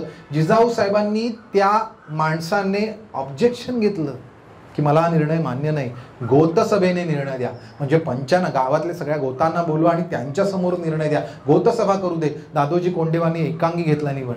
त्यांनी नुसतं म्हटल्याबरोबर दादोजी कोंडदेवांना जिजाऊ साहेबांनी आदेश दिला, गोतसभा बोलवा आणि याचा निर्णय द्या. गोतसभेने निर्णय केला आणि तो निर्णय रामजीच्या बाजूने लागला. म्हणजे गोतसभा, पंचामुखी परमेश्वर, ज्या सगळ्या गावातल्या लोकांना माहीत होतं जे सत्य ते सगळं समोर आलं. दादोजी कोंडदेवांची चूक दादोजी कोंडदेवांनी मान्य केली आणि तो निर्णय देखील त्यांनी मान्य केला. म्हणजे दादोजी कोंडदेव आपले अधिकार वापरत असताना सुद्धा जिजाऊ साहेबांचं पूर्ण नियंत्रण त्यांच्यावर होतं. इतकंच नाही तर त्यांनी दिलेल्या एका निर्णयाच्या विरोधाला म्हणजे त्याचा तो फिरवण्याचं काम केलं. असंच शिवाजी महाराजांबरोबर सुद्धा झालेलं आहे. ही स्त्री न्यायदानामध्ये जितकी काटेकोर होती, निष्पक्ष होती, तोच गुण तिने आपल्या मुलामध्ये दिला. त्यामुळे मुलाचे सुद्धा जर न्यायनिवाडे बघितले, शिवाजी महाराजांचे जर सगळे न्यायनिवाडे बघितले तर आपल्याला कळतं की ते निष्पक्षपाती आहे. ते निष्पक्षपाती पण कुठून आलं? ते जिजाऊ साहेबांकडून आलं. इतकं आलं की आपण अवतीभोवती बघतो ना की आपल्याच परिवारातला माणूस आपल्याच राजकारणात असला तर आपण जरा थोडंसं उजवडावं करतो. एखाद्याने एखाद्याला त्रास दिला, आपण आपलाच आहे ना, आपल्या परिवारातला आहे ना, म्हणून आपण त्या त्रासाकडे दुर्लक्ष करतो. जिजाऊ साहेब आणि शिवाजी महाराजांचे संबंध आपण खूप रंगवतो. आपल्याकडे सगळ्या चित्रपटांमधून, सगळ्या सिरियल्समधून, सगळ्या गाण्यांमधून, नाटकांमधून, सगळ्यामधून जिजाऊ साहेब आणि अगदी गल्लीबोळातल्या सगळ्या शोभायात्रांमध्ये सुद्धा जिजाऊ साहेब आणि बालशिवाजी वगैरे. त्यामुळे आईचं आणि मुलाचं प्रेम वगैरे काय असावं याच्यावरचं भाष्य मी करणं म्हणजे काही वेगळंच होईल. म्हणजे ते काय, ते सत्यच आहे, त्याच्यात वेगळं अजून काय सत्य मांडायचं. ते होतंच दोघांचं संबंध, पण दोघांचे राजकीय संबंध कसे होते ते जिजाऊ साहेब शिवाजी महाराजांनी दिलेला एक निर्णय आहे, तो निर्णय जिजाऊ साहेब फिरवतात. चिरंजीव राजर्षी असं सतत म्हटले त्या मुलाबद्दल. आणि त्यांचा निर्णय ते अमानत करणं, एखाद्याची ही आहे म्हणजे त्याचा वहिवाट आहे, त्याची जी वृत्ती आहे, त्याचं जे इनाम आहे ते त्यांनी शिवाजी महाराजांनी अमानत केलं, जप्त केलं, सरकार जमा केलं. त्याने सगळेच्या सगळे कागद पुरावे देऊन जिजाऊ साहेबांकडे दाद मागितली. जिजाऊ साहेबांनी त्यांनी ते पहिल्यांदा जसं चालू होतं तसंच चालू राहील असा निर्णय दिलेला आहे. म्हणजे शिवाजी राजांचा निर्णय बदललेला आहे आणि हा निर्णय उशिराचा आहे. म्हणजे शिवाजी महाराज पूर्णपणे कार्याला लागून स्वराज्याची गोडदोड करून अधिकार वगैरे देत आहेत, निवड वगैरे या एवढ्या कालखंडातला आहे, उशिराचा निर्णय आहे, पण मी दिलेला आहे. असं एका बाजूला आहे. 1679 सालचं पत्र, शिवाजी महाराज जाण्याच्या जेमतेम 9-10 महिने आधीच. त्या पत्रामध्ये जिजाऊ साहेबांचा जो निर्णय आहे तो शिवाजी महाराजांनी अमान्य केलेला आहे. 1679च्या पत्रामध्ये एक पत्र, म्हणजे मी मुद्दामून काय हे सांगतोय याच्यातनं आपल्याला एक बघतं की राजकारणामध्ये राजकीय देताना ते तिकडे आपलं नातं आणत नाहीये. तिकडे न्यायस्थानावर बसताना मला, आणि शिवाजी राजांचं पत्र, ते पत्र तर तुम्ही नक्की वाचा, बहुतेक नोव्हेंबर 1679चं पत्र असावं. पत्रामध्ये महत्वाचं वाक्य आलंय शिवाजी महाराजांचं की मी बालपणापासून या मुलखात आहे, त्यामुळे मिजासी जी आहे, म्हणजे मिरासी जी आहे, ते मिरासदार कोण आहेत हे मला नक्की माहिती आहे. कोणाची जमीन आहे, कोणाचे अधिकार आहेत आणि कोणी भोगायचे वगैरे सगळं मला माहिती आहे. तुम्ही मला शिकवू नका. वाक्य खूप स्पष्ट आलंय. बालपणापासून मी आहे, मला इथल्या लोकांचा आणि इथल्या मुलूक चांगला माहिती आहे, मुलखातली माणसं चांगली माहिती आहेत, त्यामुळे कोण खरा आणि कोण खोटा हे मला नीट माहिती आहे. पत्रातलं शिवाजी महाराज इतकं सरळ सोड वाक्य आलेलं आहे.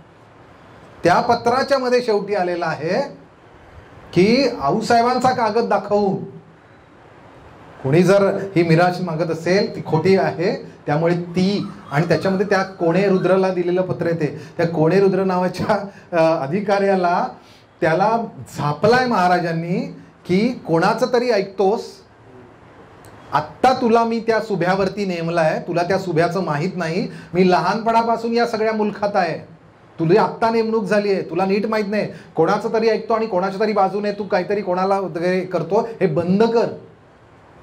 अशा प्रकारे कोणाची तरी एका बाजूची घेऊन एका बाजूच्याकडनं काही असेल त्याला माप देणं, झुकतं माप देणं, पक्षपात करणं किंवा लाच घेण्यातलं काही असू शकतं. शिवाजी महाराजांनी याच्यावरती रोख शब्द दिला आणि त्याच्यात महत्वाचं दिले, म्हणजे त्याच्यासाठी तू जर आऊसाहेबांचा कागद म्हणून जो वापरत असशील तर तोही आम्हाला मान्य नाही असं स्पष्ट म्हटलंय.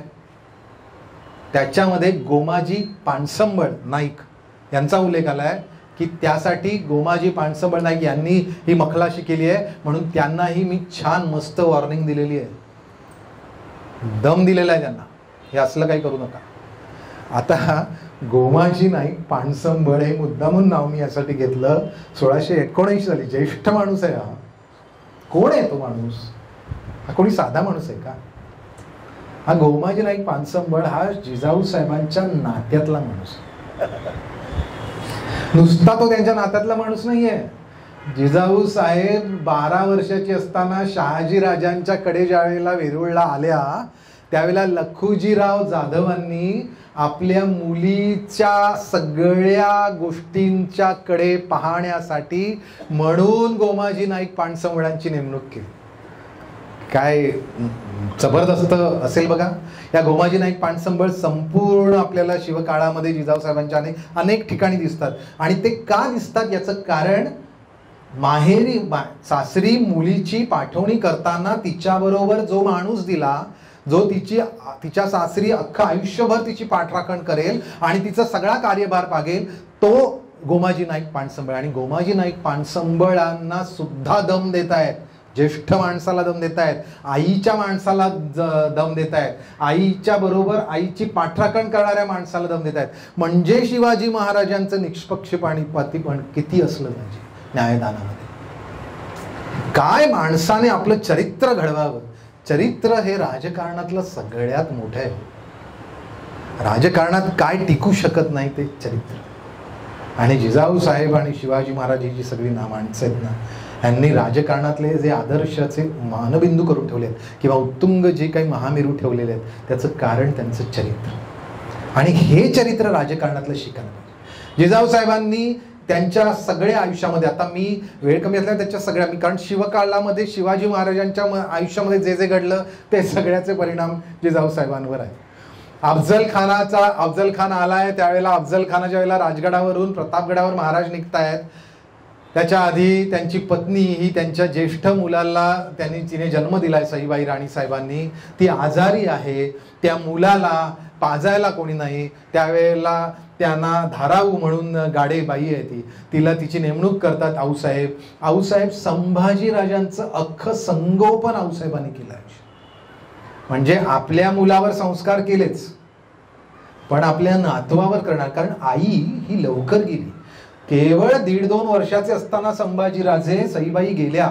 अफजल खानाचा वध होण्याच्या पूर्वी, त्या प्रसंगाच्या पूर्वीच काही महिने त्या गेल्या. अशा भीषण अवस्थेत जिजाऊ साहेबांच्याकडे छोट्या मुलाला ठेवून शिवाजीराजे गेलेले आहेत मगरमिठीमध्ये मृत्यूच्या. कल्पना करा की त्या आईचं काळीच त्यावेळेला काय आहे. आत्ता आपल्या मुलाची बायको गेली आहे, आत्ता त्याच्या पोटचा पहिला पोरगा जो आहे तो आपल्या मांडीवर आहे. आत्ता हा माणूस जो कदाचित मृत्यू होईल त्याचा, अशा भयानक संकटाला जातोय. आईचं काळीच काय होतं. पण हेच जिजाऊ साहेब आहे. जिजाऊ साहेबांचं चरित्र काय, धीरोदात्त हे त्याचं चरित्र. या स्त्रीचा डोक्यावरचा पदर आणि काळजातला धीर कधी खालीच आला नाही, सुटलाच नाही. इतकं जबरदस्त चरित्र आहे की काय धीराची बाई असली पाहिजे. आपलं माहेर, आपलं गर्भारपणात पोटात गर्भार अख्खं माहेर संपतं, धीर खचला नाही. आपल्या जाऊबाईची इज्जत लुटली जाते, त्याच्याबद्दल धीर खचला नाही. आपल्या नवऱ्याला निष्कासित केलं जातं बंगळूरला, त्याच्या प्रांतात नाही, या महाराष्ट्रातनं, ज्या महाराष्ट्राच्या मातीमध्ये मी लहानाची मोठी झाली, वाढले, संसार केला, सगळं केलं, त्याच्यापासून माझ्या नवऱ्यालाच बेदखल केलं जातं. त्या बाईचा धीर ढळला नाही. आपल्या मुलाच्याकडे आपण मराठ्यांना त्यांचं राज्य दिलं पाहिजे या सगळ्या संकल्पनेने, त्याच्या सगळ्या प्रयत्नांना ती उभी राहते. त्या प्रयत्नाला सगळ्यांना ती पाठिंबा देते आणि त्या प्रत्येक युद्धासाठी त्याला प्रेरणा देते. ही प्रेरणा देणारी, आणि हे सगळं येतं कुठून, तिने ती आव्हानं पाहिली. तिने ते सगळं आव्हान, काळाचं आव्हान, स्त्रीला काळाचं आव्हान, घरावरती येणाऱ्या संकटाचं आव्हान, सगळ्या परिस्थितीमध्ये येणारं आव्हान हे पहिल्यांदा स्त्रीला कळतं. कारण ती प्रकृती आहे, तिच्या आतमध्ये गर्भाशय आहे. जसा पृथ्वीच्या आतमध्ये लाव्हा आहे, गर्भाशय आहे, त्याच्यातून अख्खी सृष्टी जन्म घेते. त्या सगळ्याचं बीजकण हे स्त्री आहे, प्रकृती आहे. आणि त्यामुळे सगळ्या आव्हानांचा अभ्यास तिचा पहिला असतो आणि ती तो त्या काळी पुरुषाला देत असते आणि त्या पुरुषाकडून ते घडवून घेत असते. त्यामुळे प्रकृती पुरुषाचं हे जे नातं आहे, जिजाऊ साहेबांचं जर आयुष्य बघितलं तर सगळ्या, म्हणजे आपल्या पतीला आणि आपल्या पुत्राला दोघांनाही प्रेरणा देण्याचं काम, दोघांवरही संकट येताना धीर देण्याचं काम, आणि दोघंही संकटात सापडले असताना धीराने उभं राहून त्यांचं काम करण्याचं काम, हे एवढं सगळंच्या सगळं जिजाऊ साहेबांनी केलंय. आता तुम्ही म्हणाल संकट असताना स्वतःचं त्यांचं काम केलं म्हणजे काय. होय ना, जिजाऊ साहेबांनी शिवाजी महाराज अडकले असताना कितीतरी वेळेला कारभार स्वतःच्या हाती घेतलाय आणि वयात, म्हणजे प्रौढत्वाला, वयोवृद्ध होताना घेतलेला आहे. तुम्हाला माहिती असेल की आग्र्याला शिवाजीराजे पुरंदरच्या तहानंतर जायला लागलं. आग्र्याला ते अडकले, नजरकैदेत पडले. ज्या वेळेला आपला मुलगा पलीकडे गेलाय, मुलखाच्या बाहेर गेलाय, तिकडे तो अडकलाय, केवढं मोठं संकट आहे स्वराज्यावर. असं असताना सुद्धा जिजाऊ साहेब काय करतायत. जिजाऊ साहेबांनी नुसतं अख्खच्या अख्खं स्वराज्य नाही घेतलं, सांभाळलं. सगळ्या लोकांना, सगळ्या सरदारांना, सगळ्या प्रधानांना आणि सगळ्या लोकांना केवळ प्रेरणा नाही दिली, त्यांची कामं करायला केवळ तुम्ही चला या मोहिमा आखल्या नाही. एक महत्वाचं आहे म्हणजे 23 किल्ले स्वराज्याचे हे तहात गेले आणि दिले. जिजाऊ साहेबांनी या कालखंडात आग्र्याला असताना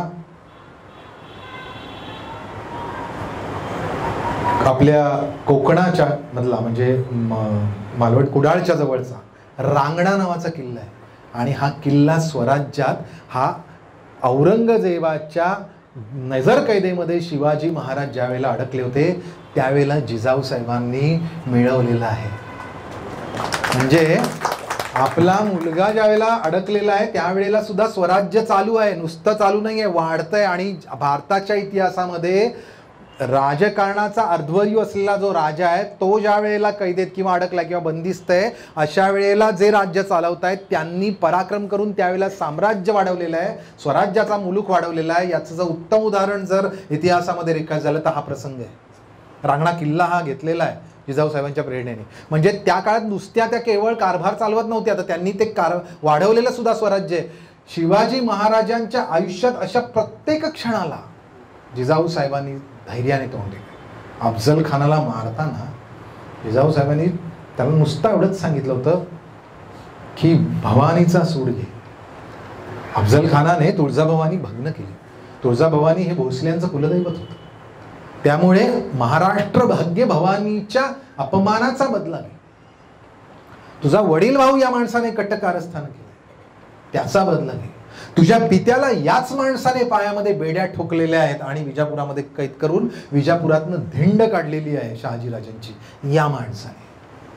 त्यामुळे या कर्दन काळाचा तुला नाशच करायचा आहे आणि त्याला सोडायचाच नाहीये. म्हणजे जर तुम्ही युद्ध, प्रतापगडचं युद्ध हे मी मगाशी म्हटलं त्यामुळे लढायचं ज्या वेळेला आपण काढू त्यावेळेला प्रतापगडचं युद्ध काहीतरी येईल, पण युद्धशास्त्रामधलं प्लॅनिंग अगेन असं ते युद्ध आहे की अफजल खान मारलाच गेला असता. म्हणजे तो काही फ्लूकमध्ये नाही गेला, तो मारण्यासाठीच त्याची रचना होती आणि तो मारला गेला. अफजल खान मारला गेला. अफजल खान मारला गेला हे याचा आनंद जिजाऊ साहेबांना झाला. पण या बाईचं अजून मी वेगवेगळे गुण तिचे दाखवतोय जाता जाता की अफजल खान मारला, ज्याला आपण दात ओठ खाऊन ज्या महिषासुराला मार असं सांगितलं आणि आपल्या मुलाने मारलं आणि त्याचा आनंद म्हणजे हा विजय, हा सगळा अपमानाचा मी बदला घेतला म्हणून त्याचं जे मुंडकं कापलं संभाजी गावजीने, त्या मुंडक्याला शिवाजी महाराजांनी प्रतापगडून राजगडावरती पाठवलं आऊसाहेबांकडे की हा विजय झाला. हा इथे रेडा मारला, महिष मारला, हे त्या जगदंबेला दिलं.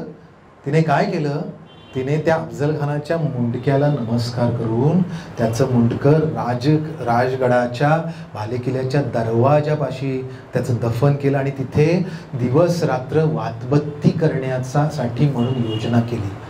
वैर संपलं पण वीराचा अपमान झाला.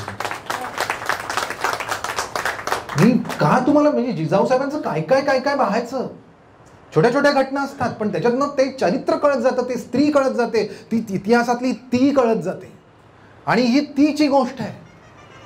त्यामुळे जिजाऊ साहेब ही आई म्हणून काय आहे, जिजाऊ साहेब म्हणून बायको म्हणून काय आहे, जिजाऊ साहेब ही मुलगी म्हणून काय आहे, असं बघताना एक राजकारणातली स्त्री म्हणून काय आहे आणि ती राजकारणातली तिचे मी टप्पे तुम्हाला सांगितले.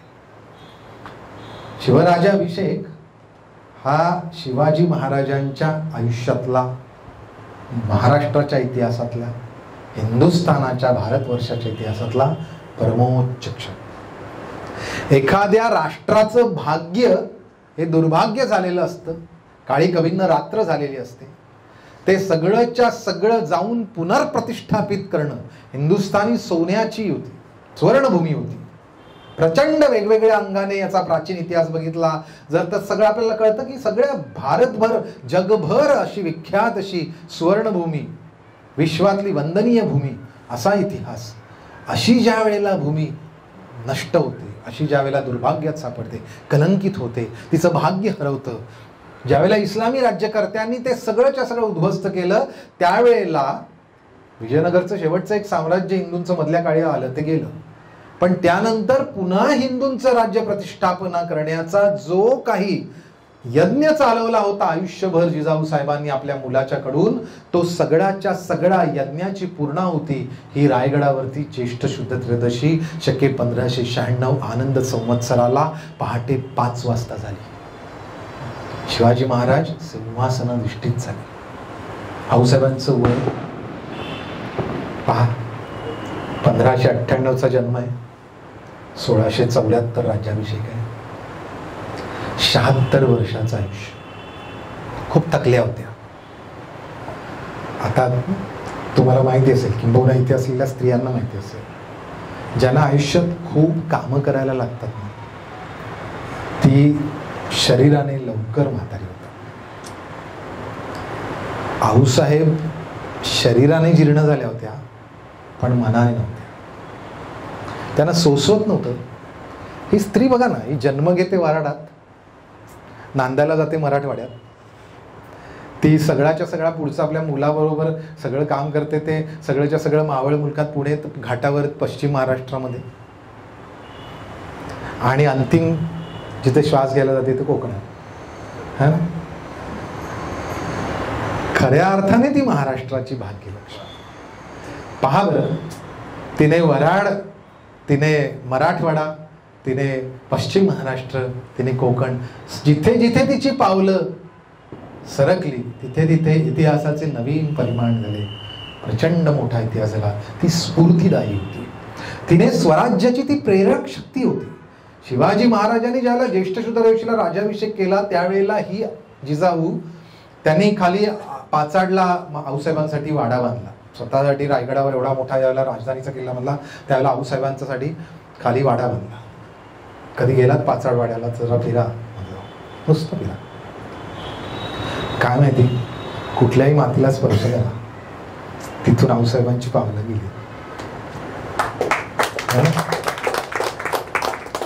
मी ना तुम्हाला खरं सांगतो, म्हणजे हे असंच बोलता बोलता मनातलं सुद्धा, तुम्ही सगळे मित्र आहात, भावंड आहात म्हणून बोलतो. मी अशा कैक रात्री अख्खीच्या अख्खी रात्र पाचाडकोटात नुसता असं पडून झालं. असं कितीतरी वेळेला वाटलेलं. हे मनाच्या आहेत, मनाच्याच गोष्टी आहेत. पण ज्या वेळेला त्या इतिहासाच्या त्या कुठल्या तरी व्यक्तीशी तुम्ही तादात्म्य पावता, त्यावेळेला भावनात्मक होता, ज्यावेळेला त्यावेळेला तुम्हाला, मला असं कितीतरी वेळेला वाटलं की त्या सगळ्या वास्तूमध्ये आऊसाहेबांच्या पदराचा वास भरलाय. तो असा मायेने तुमच्या पाठीवर येतो. तुम्ही रात्रभर तिकडे पडलेले असता, त्या कट्ट्यावर आजूबाजूला सगळे असतात. तुम्हाला असं वाटत असेल कुठून तरी काहीतरी जनावर जाईल, साप जाईल वगैरे. काही नाही, ती माऊली तुम्हावर असं पदर पसरून असते, काही होत नाही. रायगडाच्या कानाकोपऱ्यात मी ज्यावेळेला हिंडलो, अख्खं 30 वर्ष रायगडाचा जीवनामध्ये स्पर्श आहे.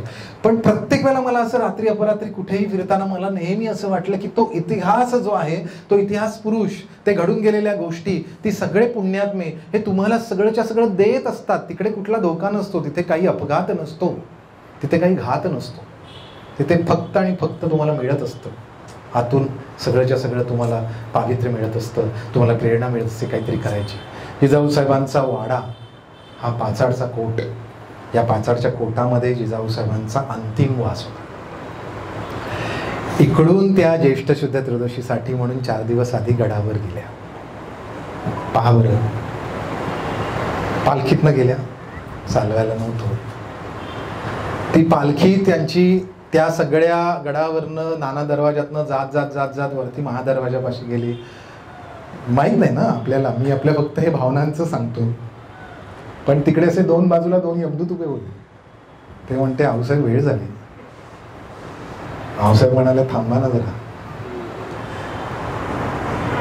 मराठ्यांचा, हिंदूंचा, या मातीचा राजा हा सिंहासनावर बसतोय.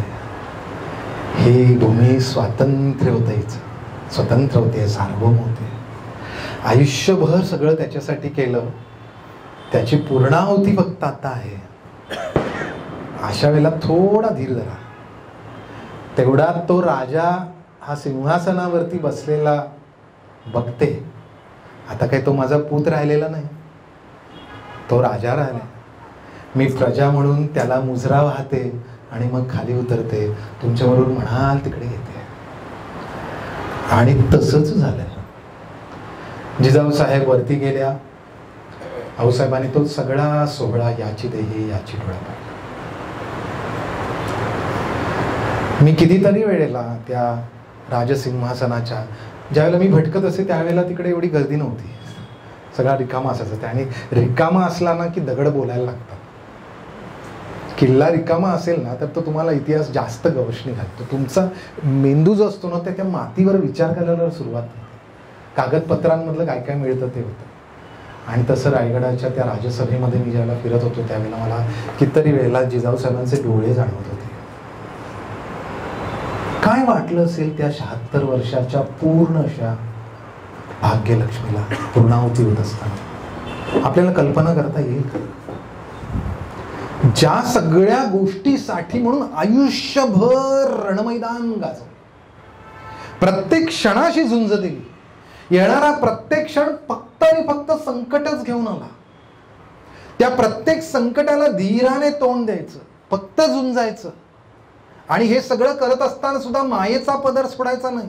आणि तो मायेचा म्हणजे काय, आतापर्यंत मी माझ्या मुलांची आई होती, नंतर अख्ख्या मुलखाची आई होती. मुलखाची आई कशी होती, हैबतराव, बाबाजी हैबतराव यांचं पत्र आहे, त्यांना लिहिलेलं जिजाऊसाहेबांनी पत्र आहे. या बाबाजी हैबतरावांनी 1668चं पत्र आहे. या बाबाजी हैबतरावांना सांगितलं, हे पळून गेले ते मोगल आपल्या मुलखात, गुंजन मावळचे देशमुख आहेत, हे पळून गेले सगळं आपला अख्खाच्या अख्खा हे करून, सगळं देशमुखी सोडून, वतन सोडून पळून गेले, हिंमत नाही म्हणून. जिजाऊ साहेबांनी त्यांना बोलवलं, धीर दिला, त्यांना सांगितलं की या सगळ्या गुंजन मावळची ती देशमुखी पुन्हा चालू करा. आणि ती चालू केल्यानंतर त्यांनी सांगितलं की हे सगळं वसवा, मी तुम्हाला सगळं सहाय्य देते. तो धीर दिला, ही मायेची भाकर आहे. बरं झालं, आता गोमाजी नाईक पानसंबळ यांचा लेख, त्याची या हैबतरावांची मुलगी ही त्या गोमाजी नाईक पानसंबळ यांच्या मुलाला दिली. हे जिजाऊ साहेबांनीच ठरवलं. बरं, आता त्यांना बोलावलं मुजऱ्याला राजगडावर. त्यांनी गेले आणि म्हणाले, आऊसाहेब लग्न करायला, लग्नविधी करायला सांगताय, सगळा सोहळा करायला सांगताय, खायला पैसे नाहीत माझ्याकडे, आणि एवढा मोठा लग्न सोहळा कसा करू. जिजाऊ साहेबांचं पत्र आहे, मुद्दामून सांगतो, कधी मिळालं तर आवर्जून वाचा. या हैबतरावाला त्याने केवळ सांगितलं की लग्न कुठून करू, खायला अन्न नाही, गावजेवण कसं घालू. जिजाऊ साहेबांनी स्वतःच्या खाजगीतनं पदरचे पैसे, स्वतःचे पैसे, वैयक्तिक स्त्रीधन याच्यातनं त्या हैबतरावाला, मुलीला, लुगड्याला म्हणून 25 होन दिले. 25 होन सोन्याचे होन, किंमत बघा, 25 होन लुगड्यासाठी. आणि 500 जण गावातले 500 लोक जेवतील एवढा शिधा आणि त्या लग्नाचा खर्च दिला. आणि ते सगळंच्या सगळं दिलं हे बक्षीस म्हणून. हे म्हटलं ना की पदरात माया काय पाहिजे. जिजाऊ साहेब यमदूतांना म्हणाले की जाते म्हणून. मुलगा राजा झाला ना, आयुष्यभर एवढा सगळ्याच्या सगळा वाढवलेला पूत, संकटांशी झुंजलेला पूत, अख्खं शिवचरित्रावरती आपण बोलतो, ते शिवचरित्रातली सगळी संकट एवढी सगळी भोगलेला पूत हा ज्यावेळेला राजा म्हणून बसतो त्यावेळेला आईला काय वाटेल, राजा झाला आता त्याला काय, आता मी माझं आई पण संपलं, खरंच संपलं. तुम्हाला सांगायला मला आनंद होईल किंबहुना की आई मुलाशी जाताना पदराचा, तू असशील राजा सगळ्या मुलकाचा, करोडोची संपत्ती आहे तुझी, तुझ्याकडे भाग्यलक्ष्मी आहे, एवढं ऐल तंजावर पर्यंत तुझं राज्य पसरलं, हे सगळं सगळं असेल, पण आईचं म्हणून काही देणं आहे की नाही. जिजाऊ साहेबांनी शिवाजी महाराजांना 2.5 लाख रुपये हे वैयक्तिक आपल्या मुलाला म्हणून, आपण म्हणतो ना की मुलाला आपण नावावर करून देतो किंवा आपलं म्हणून देतो वारसा म्हणून, 2.5 लाख मुलासाठी ठेवले होते. आणि ते सगळे राजा आहे पण आईचं म्हणून आहे ना. पहिल्यांदा वक्तृत्व स्पर्धेमध्ये चित्रकलेमध्ये भाग घेतल्यानंतर ते ज्या वेळेला 5वी 6वीतलं मूल असं धावत धावत येतं त्यावेळेला आई किंवा वडील असे खिशातनं 5 रुपयाची नोट काढतात, 10 रुपयाची नोट काढतात आणि त्याला देतात. त्यावेळेला त्याची तुलना ही कुठल्याही पुढच्या, तुम्ही प्रचंड मोठे शास्त्रज्ञ व्हाल, पंतप्रधान व्हाल, सगळे होईल, पण आईचं ते आईच असतं. राजाला सुद्धा आई आपलं धन देते. तो राजाभिषेकाचा सोहळा सगळ्याच्या सगळा याची देही याची डोळा पाहिला. जिजाऊ साहेबांना महाराज नमस्कार करायला आले. आधी महाराजांनी वंदन केलं होतं, त्यांचा आशीर्वाद घेतले होते, त्यांचं पूजन केलं होतं आणि मग ते त्यांचे सगळे विवाह मुंज वगैरे सगळे या सगळ्या गोष्टी झाल्या, विधी चालू झाले. सगळं राजाभिषेक संपन्न झाल्यानंतर, मिरवणूक वगैरे सगळ्या संपल्यानंतर त्यावेळेला ते राजदर्शन म्हणून घेतल्यानंतर ते मातृदर्शनासाठी म्हणून आले. आणि त्या सगळ्या म्हणजे संभाजीराजे, पट्टराणी, सोयराबाई राणीसाहेब आणि महाराज आणि प्रधान सगळेजण आले. आणि आऊसाहेब दासीला हात धरून थरथरत उठल्या. महाराज येत आहेत, त्यांनी दालनात प्रवेश केला. आई थरथरत उरली. खरं तर हे असं मुलाने आईकडे धावत सुटायचं आणि तिच्या पदरामध्ये घुसायचं आणि तिला कमरेला विळखा घालायचा आणि आई म्हणून जोराने हाक मारायची ना. पण तो यायच्या आधी आऊसाहेब उठतायत आणि त्या थरथरत्या हाताने महाराज प्रवेश करून महाराज येत आहेत, त्यांनी शिवाजी महाराजांना वाकवून मुजरा केला. मी कल्पना करू शकत नाही की शिवाजी महाराजांचं अख्खं आयुष्य ज्यांनी घडवलं ती आई मुलाच्या पायाकडे नजर ठेवून मुलाला प्रणाम करावा. काय म्हणजे काय भावना असतील, काय धैर्य, तोल काय असावे, चरित्र काय असायला पाहिजे की राजाचं चरित्र आहे, मी राजा जन्माला घातलाय, पुत्र नाहीये तो आता माझा, तो मी माझा पुत्र भूमीला देऊन टाकला, आता तो जनांचा झाला, आता त्याच्यावर माझा अधिकार नाही राहिला. आणि खरंच अधिकार नाही राहिला. आपल्याकडे राजशास्त्र नावाचा एक प्रकार आहे आणि तो पारंपरिक आहे हिंदू धर्मशास्त्राप्रमाणे. शिवाजी महाराजांच्या राज्याभिषेकाला खास रामा कृष्णापासून यादव कुळांपासून राजपूतांपासून सगळ्यांचे जेवढ्यांचे राज्याभिषेक झाले त्या सगळ्या प्राचीन हिंदू राजांचे राज्याभिषेकाचा अभ्यास करून गागाभट्टांनी शिवराज्याभिषेक प्रयोगा म्हणून पोथी लिहिली, राज्याभिषेक प्रयोगा. पण वैशिष्ट्य तुम्हाला सांगतोय की त्या पोथीमध्ये ते सगळे विधी वगैरे आले, पण आपल्याकडे राजशास्त्रामध्ये धर्म काय सांगतो आणि काय उच्चतम पातळीवर धर्म सांगतो. खरंच सांगतो, हिंदू धर्मातल्या वेगवेगळ्या याचा अभ्यास केला ना की जीवन समृद्ध होण्याचं, समाज जीवन, राष्ट्रजीवन, विश्वजीवन समृद्ध होण्याचं जे काही सामर्थ्य आहे ते या धर्माच्या तत्वांमध्ये. राजधर्मामध्ये काय सांगितलं की ज्या क्षणाला तो सिंहासनावर अभिषिक्त होतो, अस्माकं ब्राह्मणानां राजा, अस्माकं क्षत्रियानां वैश्यानां शूद्रानां राजा, सगळ्या वर्णाश्रमाचा, सगळ्या समाज जीवनाचा, सगळ्या भूमीचा भूपती म्हणून तो ज्यावेळेला होतो त्यावेळेला त्याला वैयक्तिक नातं राहत नाही.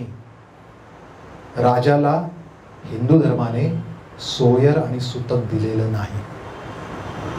त्याने सोयर पाळायचं नाही, सुतक पाळायचं. आई वडिलांना खांदा द्यायचा नाही, चिताग्नी द्यायचा नाही. अभिषिक्त सम्राटाने सिंहासनावर बसल्यानंतर काय करायचं नाही हे का सांगितलंय?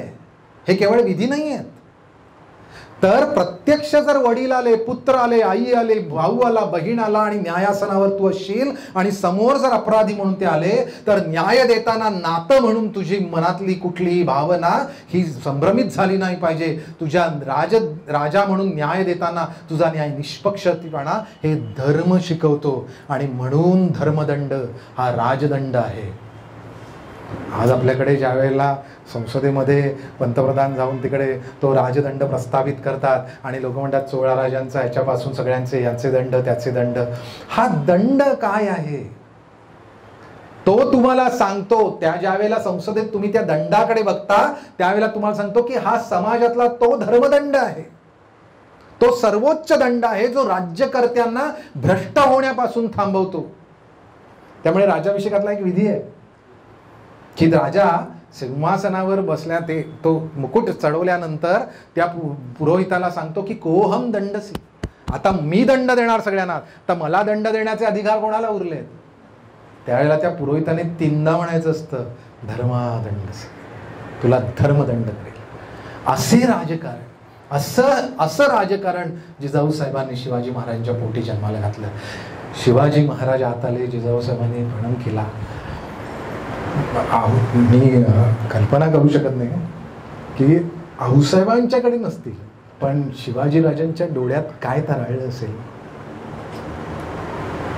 पण आता राजाला रडताही येत नाही, रडायचं नसतं. एवढं गिळलं कसं असेल? ते पुढे आले आणि त्यांनी एवढंच विचारलं की राजाला आई नसते का?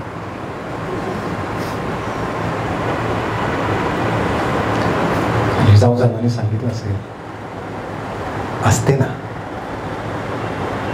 पण आता ती त्याची आई राहिलेली नसते. अख्खी समाजातली सगळी प्रत्येक स्त्री ही त्याची आई असते. या मध्ये असणारी प्रत्येक व्यक्ती ही त्या राजाची आई असते. असं स्वतःचा पुत्र सगळ्या जगाला देऊन, देशाला देऊन, राष्ट्राला, राज्याला देऊन, समाजाला देऊन हे बाई उतरली. ज्येष्ठ शुद्ध त्रयोदशी साधारणपणे मला वाटतं 3ऱ्या दिवशी त्या उतरल्या, कारण वारं खूप होतं गडावर, पावसाळ्याचा सुरू जो होणार होता. आणि रायगडावरती तुम्ही कधी जून महिन्यात गेला तर तुम्हाला लक्षात येईल खूप खूप असं थंडगार कडकडीत असं म्हणजे शरीराला, आणि ते त्या वयात त्यांना झेपणार नव्हतं. त्या खाली गेल्या, पाचाडला आपल्या वाड्यामध्ये गेल्या आणि आजारी पडल्या, थोड्या टेकूनच राहिल्या, क्षीण झाला होता. वद्य नवमी, ज्येष्ठ शुद्ध त्रयोदशीला राजाभिषेक आणि ज्येष्ठ वद्य नवमी, शके 1596, आनंद संवत्सर. आऊसाहेब पाचाडच्या वाड्यात, भरलेल्या वाड्यात, भरलेल्या अंतःकरणाने आणि भरलेल्या मनाने त्या 2 यमदूतांना सांगितलेलं होतं थांबायचं, आणि त्यांनीही ऐकलं होतं.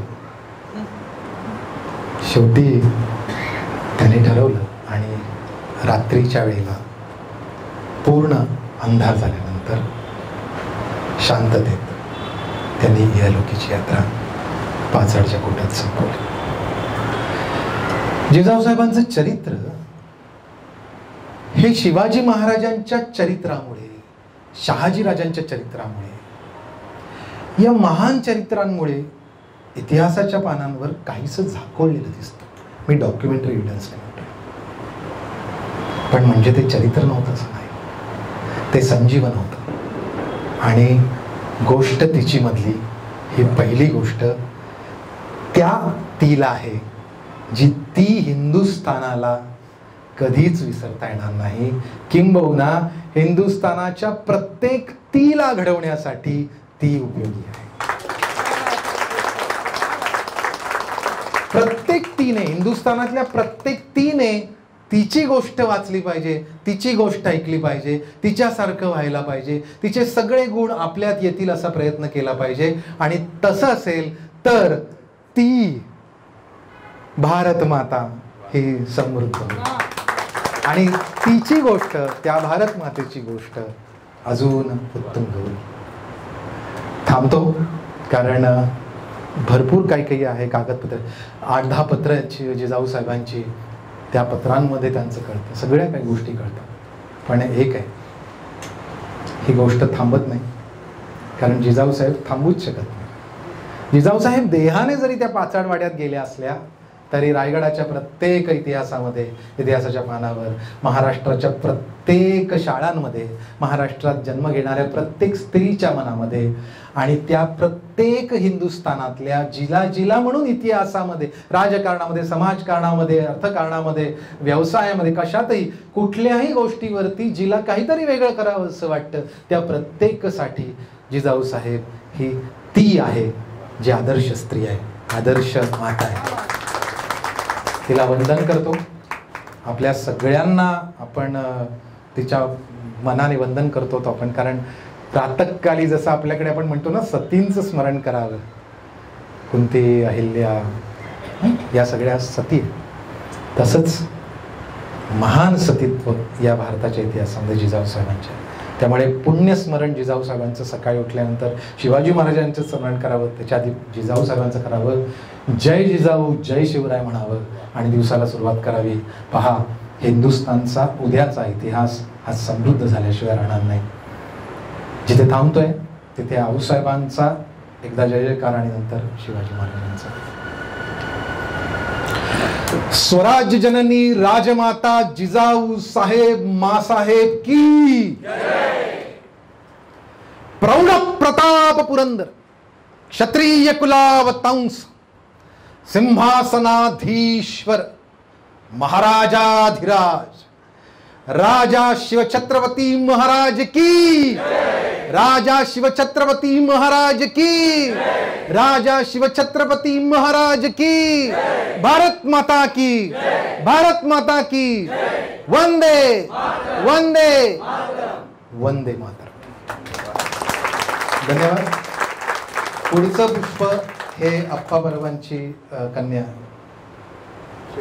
शिल्पा प्रधान, परप्रधान या गुंफणार आहेत, आणि त्या आहेत शिवरायांच्या अष्टराज्ञी म्हणजे 8 राणी. त्यामुळे त्याच्यासाठी सुद्धा जरूर या, भेटूया इतिहास कट्ट्यावर. धन्यवाद.